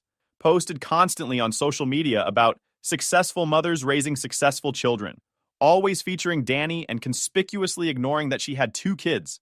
She'd comment on family photos about being blessed with 1 good child, implying she only had 1 child total. Relatives stopped asking about me entirely. If someone mentioned my name at family gatherings, she'd say, "We don't discuss that like I died or committed murder." I became the family ghost, the cautionary tale, the daughter who didn't exist except as a warning. 3 years of law school without a single word to my mother. I studied contracts and constitutional law while she told people I'd probably ended up on the streets. Took finals while she posted about family values. Graduated magna cum laude with a 3.8 GPA and received a job offer from a federal judge for a prestigious clerkship that paid $68,000 a year. More money than I'd ever imagined making. Aunt Rachel sat front row at graduation in a hat she'd bought specifically for the occasion, crying so hard she couldn't see her phone screen to take photos. She'd flown to Cambridge on a budget airline, stayed in a hostel to save money, and refused to miss seeing me walk across that stage. After the ceremony, we went to this little Italian restaurant near campus, and she toasted me with house wine. To the girl who proved everyone wrong. That same week, my mother was posting on social media about successful mothers raising successful children, meaning my brother, who'd just gotten promoted to district manager. She'd write captions about being blessed with a child who makes me proud, and relatives would comment congratulations without realizing the insult embedded in the singular child. I passed the bar exam on my first attempt. Started working for the Justice Department's Criminal Division in Washington, D.C., prosecuting federal fraud cases. My starting salary was $72,000, with government benefits and a pension plan. I rented a 1-bedroom apartment in a decent neighborhood, furnished it slowly with stuff from IKEA and estate sales, and built a life where nobody expected me to fail. I argued my first federal case at 28, standing in a courtroom defending the government's position on securities fraud. Won the motion, earned respect from colleagues who had no idea about the family drama or the car I'd lived in or the warehouse job that destroyed my hands. My aunt kept a scrapbook of every achievement, newspaper clippings when my cases made the news, copies of my law review article, photos from court appearances she'd drive down to attend. She documented the life my mother refused to acknowledge existed. Last Thursday was Thanksgiving at my grandmother's house in our hometown. I hadn't been to a family gathering in 9 years. The last one had been that Christmas I got uninvited from, and I'd made peace with never attending another. But Aunt Rachel called me 3 weeks before Thanksgiving, with this tone in her voice I couldn't quite read. "I want to handle something special," she said. "Do you trust me?" I trusted her completely. She'd earned that 1,000 times over. So I said yes without knowing the plan. The whole family gathered. 37 people crammed into my grandmother's house. Aunts, uncles, cousins I barely remembered, second cousins, family friends who might as well be blood. My mother was holding court in the living room when I arrived, mid-story about my brother's promotion to district manager of 3 stores. She had this way of telling stories that made everything sound more impressive than it was, like Danny had founded Apple instead of managing retail locations. "I raised him with values and direction," she was saying to an audience of relatives who nodded along. "That's what makes the difference between children who succeed and—" Aunt Rachel stood up before my mother could finish the thought. "I have an announcement," she said loudly enough that conversations died mid-sentence. My mother looked annoyed at being interrupted, that flash of irritation she got when someone disrupted her performances. Rachel pulled out a folder from her bag, thick, official-looking, the kind lawyers carry into court. She started pulling out documents one by one, laying them on the dining table like she was dealing cards. My law degree from Harvard, the official one with the Latin and the seals and the signatures. My bar certification from the D.C. Bar Association. Letters of recommendation from 2 federal judges, one from my clerkship supervisor and one from a judge I'd worked with on an appeal. An article about my latest case from the Washington Post, a fraud prosecution that resulted in a 15-year sentence and $8 million in restitution. She laid them out methodically while everyone went completely silent. You could hear the clock ticking in the kitchen. Someone's phone buzzed and they silenced it immediately. "Since some people seem unaware," Rachel said, looking directly at my mother with this expression I'd never seen before. "Pure steel. Your daughter graduated from Harvard Law School 3 years ago. She's a federal prosecutor with the Department of Justice. She argues cases in federal court and has a 94% conviction rate on fraud charges." My mother's face went through about 17 different expressions in 10 seconds. Shock, disbelief, confusion, anger, more confusion. She grabbed the diploma off the table, checking the embossed seal and the signatures like it might be fake. Her hands were shaking. "This can't— how?" she stammered, unable to form complete sentences. My Uncle Jeff asked the obvious question. "How long have you been a lawyer?" Rachel answered for me, her voice carrying across the silent room. 4 years. 4 years of your niece being a federal prosecutor in Washington, D.C. And her mother had no idea because she banned Sarah from family events and told everyone not to mention her name. My grandmother, sitting in her usual chair by the window, asked the question that cut deepest. "How could you not know your own daughter was at Harvard?" My mother tried to say I'd hidden it from her, that I'd deliberately kept her in the dark, that this was somehow my fault for not reaching out. The excuses fell flat in a room full of people staring at the evidence on the table. Rachel wasn't done. She pulled out her phone and started showing text messages from years ago. Screenshots of conversations where my mother had said I was worthless and would probably end up in prison. Messages where she'd specifically told relatives not to help me because I needed to learn consequences the hard way. Email chains where family members had asked about me and my mother responded that some children are born wrong and can't be fixed. The room erupted into chaos. Relatives demanding explanations. My grandmother crying about missed years, about a granddaughter she'd been told to not contact. My brother Danny admitting he'd known where I was, but had been told not to say anything, which earned him furious looks from about 6 different people. My mother tried to hug me then, switching tactics like she'd been coached. "We can start fresh," she said, reaching for me with tears streaming down her face. "This is wonderful news. We can put the past behind us and—" I stepped back, keeping distance between us. "You were right about one thing," I said, my voice steady, despite my heart trying to break out of my chest. "I was a disappointment. I disappointed you by succeeding without your permission. I left before anyone could argue or guilt-trip me into staying. Rachel drove me to Thanksgiving that day, and she drove me home. We didn't talk much during the hour-long drive back to my apartment.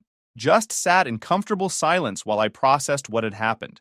But my mother found my address somehow, learned later that Danny gave it to her, and showed up at my doorstep the next evening. I opened the door to find her standing there in the hallway outside my apartment, dressed up like she was heading to church, holding her purse with both hands. "We need to discuss your monthly fund," she said. No hello, no how are you, just immediate demands. I stood in my doorway, gripping the frame to keep steady, trying to process what I'd just heard.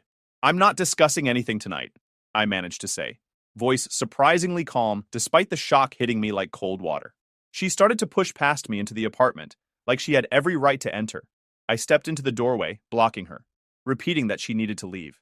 My hands were shaking, but I kept my voice level. This conversation is over. You need to go. My mother's face shifted through confusion, then anger, then this calculated sweetness she used when manipulation became necessary. We're both adults, she said with forced pleasantness. We can talk about this reasonably. I just need a few minutes to explain my situation. We're done for tonight. If you want to talk, it needs to be another time with proper notice. Leave now. She switched back to anger, the mask slipping. You're being dramatic and childish. After everything at Thanksgiving, you owe me the chance to speak. The entitlement in her voice, like I owed her anything after 9 years. You need to leave. Now. My voice got firmer, more final. She stepped back but said she'd wait in her car until I was ready to be reasonable. I closed the door and locked it immediately, every deadbolt and chain. Through the peephole, I watched her stand in the hallway for 5 solid minutes before finally turning toward the elevator. The second she was gone, I called Rachel with shaking hands, barely able to hold the phone steady. She answered on the first ring like she'd been waiting. She knows where I live, I said. And then I was breaking down completely, all the composure from earlier just evaporating. Stay put. Check all your locks. I'll be there in 20 minutes. I did a full check of every window latch and door lock, then sat on my couch trying to slow my breathing. My phone buzzed. A text from Danny. My stomach dropped before I even read it. Mom really needs help. Just hear her out. So he'd given her my address. The betrayal hit different, because I thought he at least stayed neutral in all this. Another text came through. You're making this harder than it needs to be. Family helps family. I didn't respond. Just screenshot both messages and added them to a folder I was starting to keep.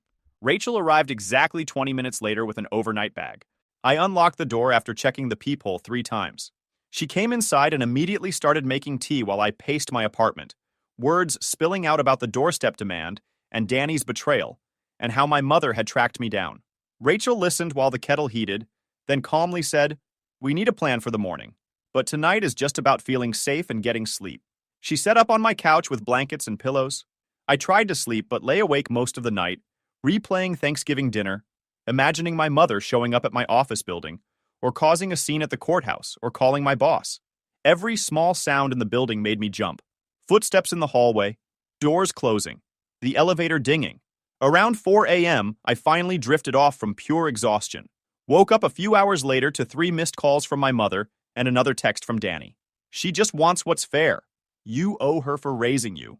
My hands shook as I showed Rachel. She read the messages with a tight expression, then suggested I send one clear text to my mother setting a boundary, then block her number and switch to email-only contact.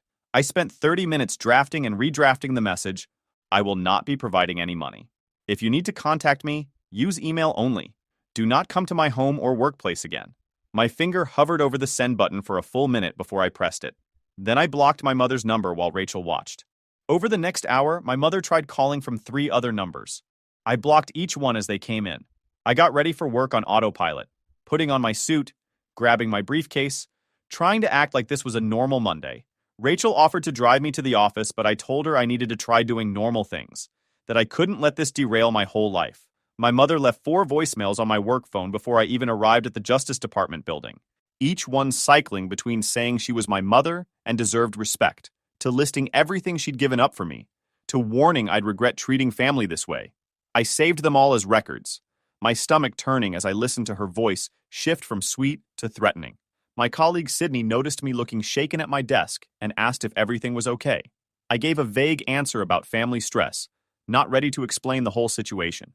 Sydney brought me coffee without asking again, which helped more than she probably knew.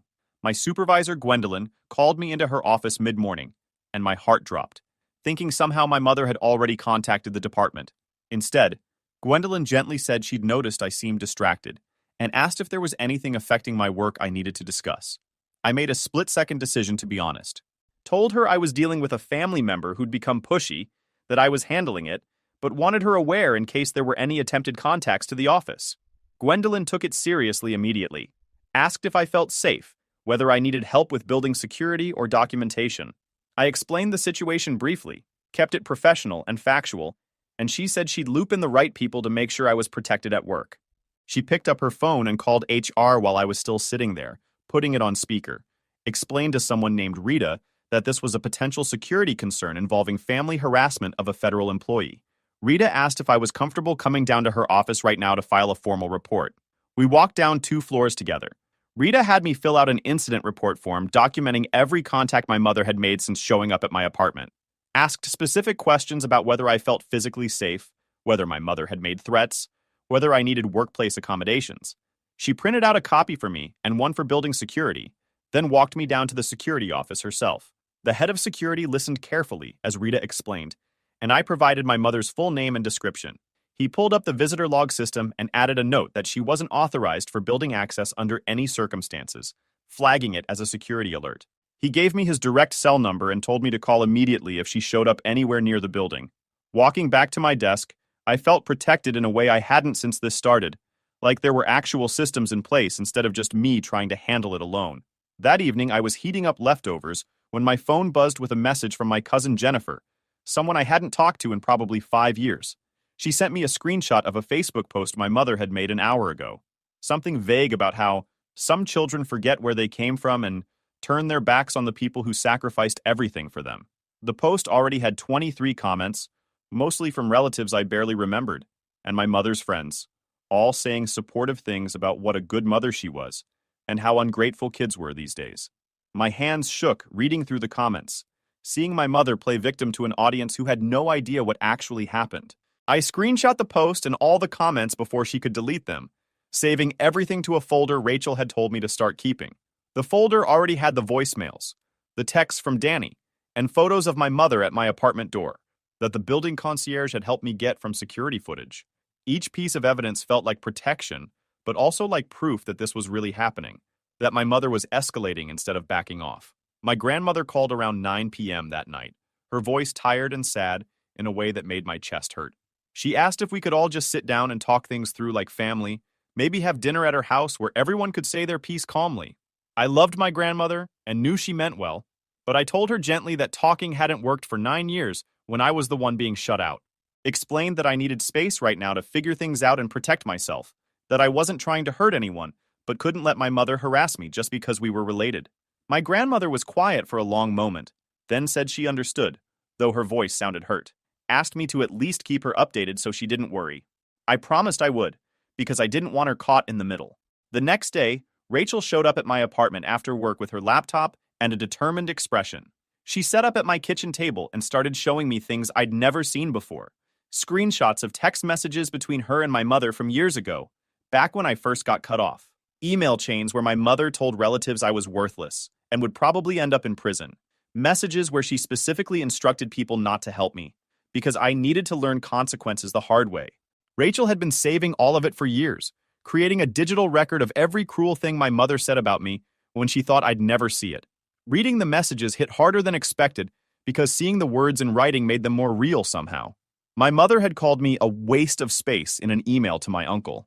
Told Rachel I was going to end up homeless and it would serve me right. Said in a group text that some children are just born wrong and can't be fixed. Rachel watched me read through everything with a sad but steady expression. When I finally looked up, she said this was why she'd been documenting, because she knew one day I might need proof that I wasn't overreacting or being dramatic. The cruelty documented in black and white validated every boundary I was trying to set now. My phone rang from a number I didn't recognize the next afternoon while I was reviewing case files. I answered thinking it might be work-related, and Danny's voice came through immediately. He launched into this explanation about how my mother was in a financial crisis, behind on her mortgage by 3 months, and she thought I'd want to help now that I was successful and making good money. The way he framed it made anger flash through me, like my mother's money problems were somehow my responsibility to solve. I cut him off. I'm not discussing money with you or Mom. This conversation is over. Before I hung up, I asked him directly why he'd given her my address when he knew I kept it private. The question made him go quiet for a long moment. When he finally spoke, his voice was quieter. Mom threatened to kick me out of her house if I didn't help her contact you. The words shifted something in my understanding. Danny was still living under her roof at 32, still financially dependent, still subject to her control. He explained he'd been trying to save money to move out, but it was hard on his salary, and my mother used that as leverage. I felt a complicated mix of anger at him for giving up my address and sympathy for realizing he was trapped in his own way. I can't fix your situation, I told him. You need to make your own choices about what you're willing to tolerate. But I won't be your enemy if you can start respecting my boundaries. He apologized, and I believed he meant it, even though I wasn't ready to fully trust him yet. That evening, Rachel came over, and we spent 3 hours at my kitchen table researching legal options.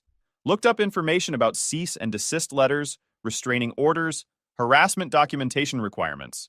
Rachel took notes while I bookmarked relevant legal sites. We talked through pros and cons of each option. I was hesitant to involve lawyers because it felt like such a huge escalation, but Rachel pointed out my mother had already escalated by showing up at my home and demanding money. We decided I should consult with a private attorney rather than using anyone connected to my work. Rachel mentioned she knew a family law attorney named Phyllis, who specifically handled estrangement cases. She offered to make an introduction, and I agreed.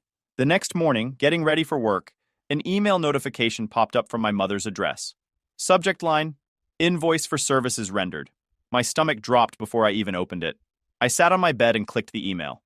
Found a detailed breakdown that made my hands start shaking.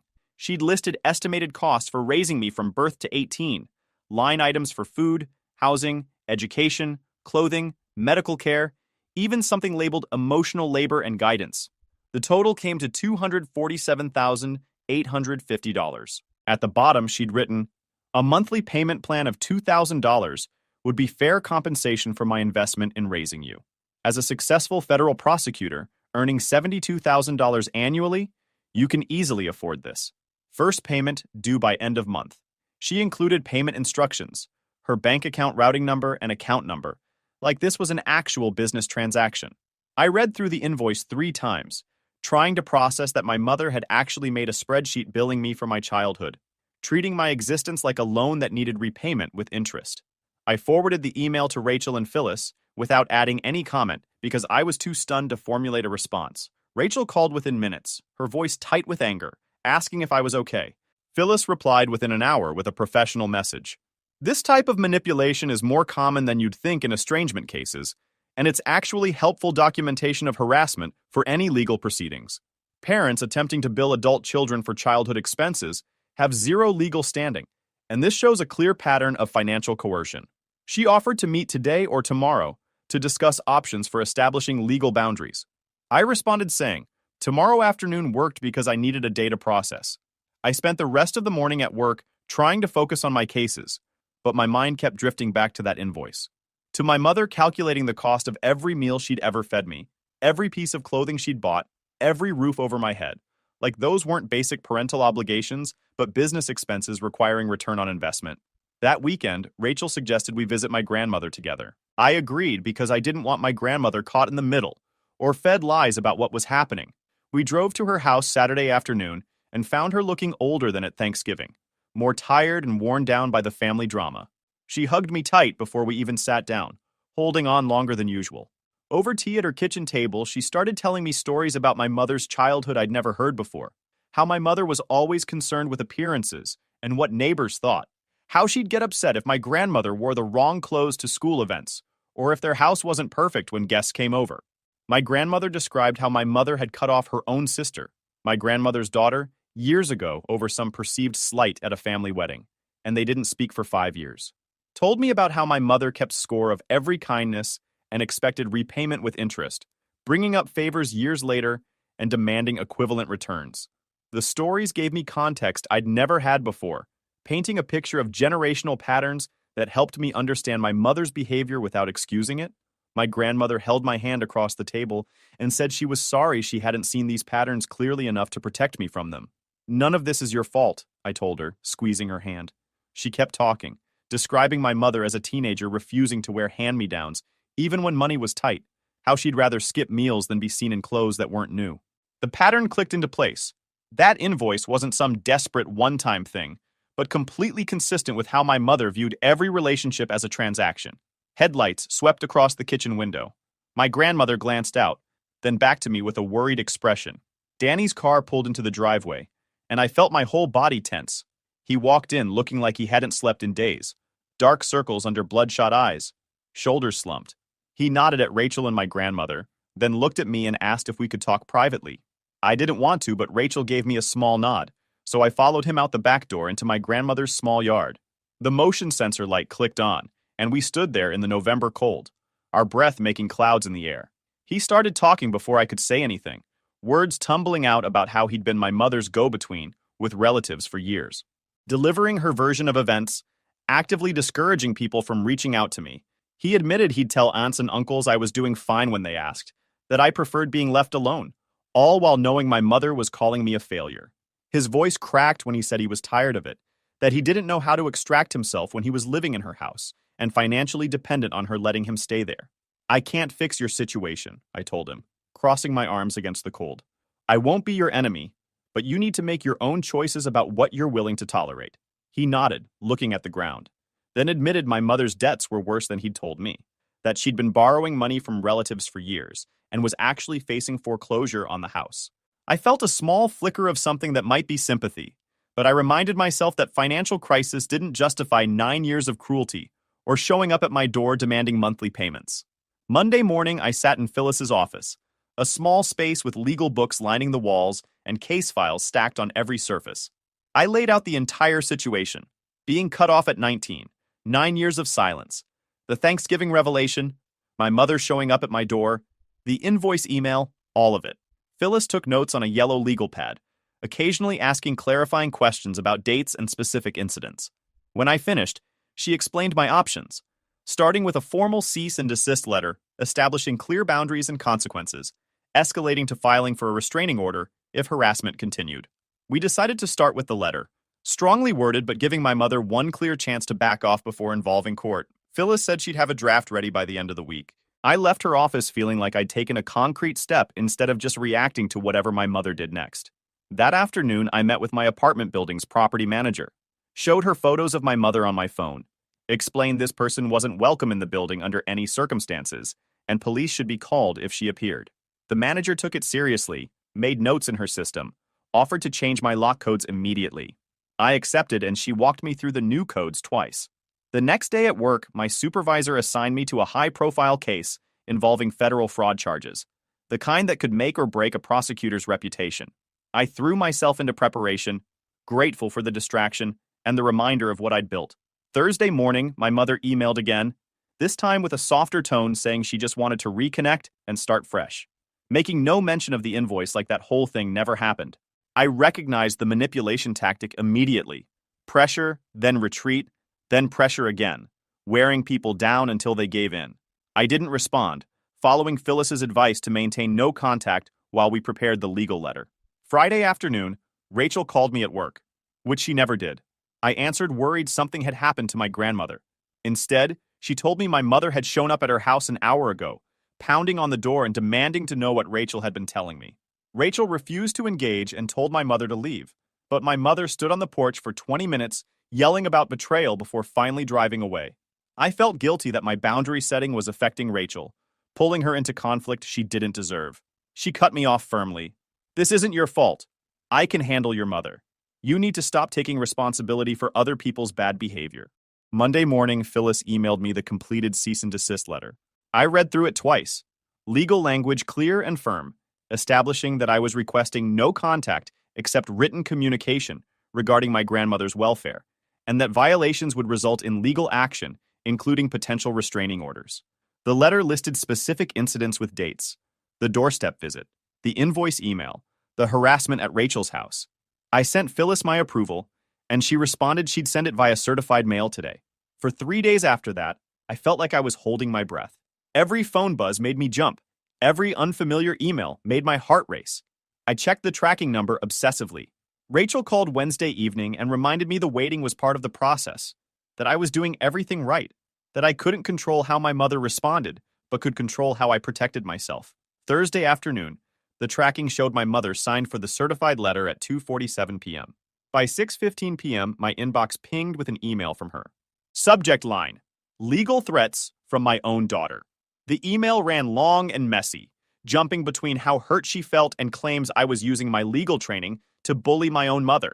She wrote about sacrificing everything raising me And this was how I repaid her. How I was breaking her heart and destroying the family. Then accused me of turning Rachel against her, of poisoning my grandmother's mind. The worst part hit when I scrolled down. She'd copied Danny, 3 aunts, 2 uncles, and my grandmother on the email, clearly trying to get everyone on her side. I screenshot everything immediately and forwarded to Phyllis with a note asking if this counted as violating the letter. Within 20 minutes, my phone started buzzing with email notifications as people began replying. My uncle Robert replied first, telling my mother that legal boundaries were reasonable and she needed to respect them. My uncle James added that maybe everyone should take a step back. My grandmother asked everyone to please handle this privately, instead of through group emails. 2 aunts didn't respond at all.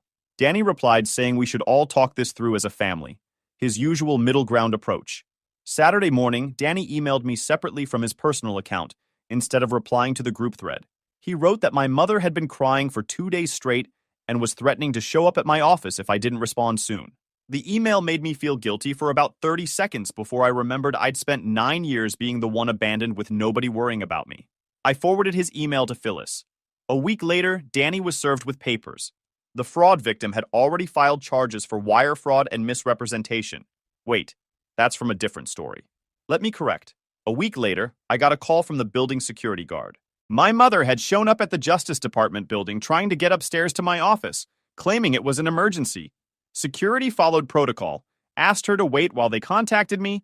I confirmed she wasn't authorized. They escorted her out and called police when she refused to leave the lobby. The police report added to my documentation folder. Phyllis said we now had strong grounds to file for a restraining order. 2 weeks after the first cease and desist letter, I made the decision sitting at my desk, typing out an email to Phyllis, authorizing her to move forward with restraining order paperwork. She started preparing the petition using all our documented incidents. The emails, the police report, witness statements from Rachel and my grandmother. Danny moved into Rachel's guest room after finally giving notice at my mother's house. He started attending therapy twice a week, working through years of being caught in the middle. He called me one evening and told me his therapist was helping him see how much he'd enabled our mother's behavior by going along with it. We started meeting for coffee occasionally, 30-minute conversations at neutral locations where we talked about work and apartment hunting. Small steps toward being siblings again without the weight of our mother's expectations. The restraining order hearing got scheduled 3 weeks out. I prepared my testimony with Phyllis, practicing staying calm and factual when describing the harassment pattern. Gwendolyn continued being supportive at work, giving me flexibility for legal appointments while making sure my caseload stayed manageable. 2 days before the hearing, my phone rang from a number I didn't recognize. Danny's voice sounding stressed, telling me our mother was in the hospital asking for me. The automatic guilt hit like a wave. Then I paused and asked questions. What happened? Which hospital? What are the doctors saying? He hesitated before admitting she'd gone to the ER for chest pain, but tests came back clear. Just anxiety and stress. She was being discharged in a few hours. The manipulation became obvious, the urgency that didn't match the actual medical situation. I told him I hoped she got appropriate care for her anxiety, but I wouldn't be visiting. The hearing day arrived. I dressed carefully in a navy suit, pulling my hair back, looking every bit the federal prosecutor I was. Phyllis met me outside the courtroom, and we reviewed strategy one more time. The room was smaller than I expected, just a judge's bench and a few rows of seats. My mother arrived representing herself and sat across the aisle, not looking at me. When my turn came, I walked to the witness stand and took the oath, voice steady even though my hands were shaking. I testified clearly about the pattern of harassment, the doorstep visit, the invoice, the police report, the violations of the cease and desist. Phyllis guided me through each incident with questions that let me lay out the timeline chronologically. My mother tried to interrupt twice, but the judge told her to wait her turn. When Phyllis finished, my mother got to ask questions. She tried to paint me as vindictive, asking why I was doing this when she was my mother. I kept my answers short and factual. I'm here because you violated boundaries repeatedly, despite being asked to stop. Phyllis presented our documentation. Emails, photos, police reports. Rachel's written statement described the scene on her lawn. My grandmother's statement confirmed my mother tried to use her as a go-between. The judge read through everything carefully. My mother got her chance to speak, talked about how I was her daughter and she just wanted to reconnect, how she didn't mean any harm, how I was using my legal training to bully her. The judge listened without expression, then asked specific questions about the cease and desist letter, about showing up at Rachel's house after being told to stay away. My mother stumbled through her answers, contradicting herself twice. The judge took a 5-minute recess to review materials. Those 5 minutes felt like an hour. When she came back, the judge started speaking in a calm, measured tone. She granted a 1-year restraining order with specific provisions. My mother must stay at least 500 feet from my home, workplace, and any location she knows I frequent. Cannot contact me directly through any means. Can only contact through her attorney, and only regarding genuine emergencies involving my grandmother.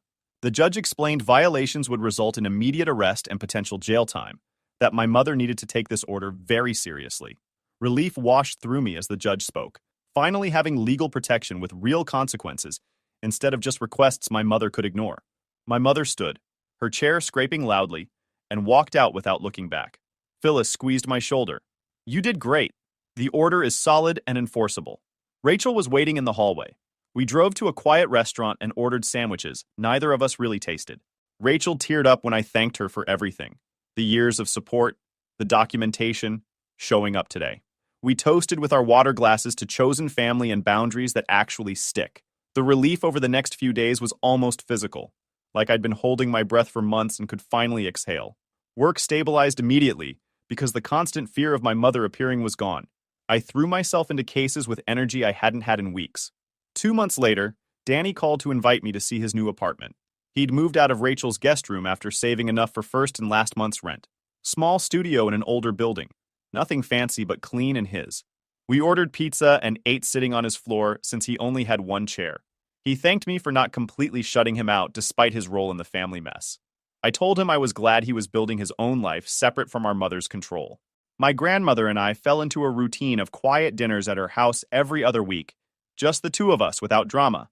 We talked about her book club and my cases, and it was peaceful in a way family gatherings never were. 6 months after the Thanksgiving revelation, I was sitting in a meeting with my supervisor, and she was talking about my performance on the high-profile case we'd won. Mentioned potential for advancement, maybe a lead position on the next major case. I realized sitting there that protecting my boundaries had freed up mental energy that made me better at my job. My reputation at work was solid, built on successful cases and thorough preparation. Danny texted saying he'd enrolled in 2 classes for next semester. My grandmother sent me a card about how proud she was. The restraining order sat in my file cabinet with 0 violations. 3 weeks later, Danny texted that our mother had sold the house and moved into a small apartment across town, gotten a job at a retail store, seemed focused on paying off debts. I read the message twice, waiting for some big feeling, but all I got was quiet acknowledgement that consequences were real. Rachel called on Friday and invited me to dinner the following week. Danny and my grandmother were coming too. I stopped at the wine shop on my way over and picked out something nicer than usual. We ate Rachel's lasagna and talked about my grandmother's book club and Danny's apartment furniture and Rachel's garden plans. After dinner, we played cards at the kitchen table for 2 hours. Danny made jokes about my grandmother's card counting skills, and nobody kept score. My grandmother said this was what family dinners should feel like, and we all agreed without needing to say more. I drove home that night feeling settled in a way I didn't know was possible with family. YouTube just dropped this new hype feature. If you're hooked on this story, smash that hype button. It tells YouTube this video deserves to blow up, and it keeps even crazier stories coming your way.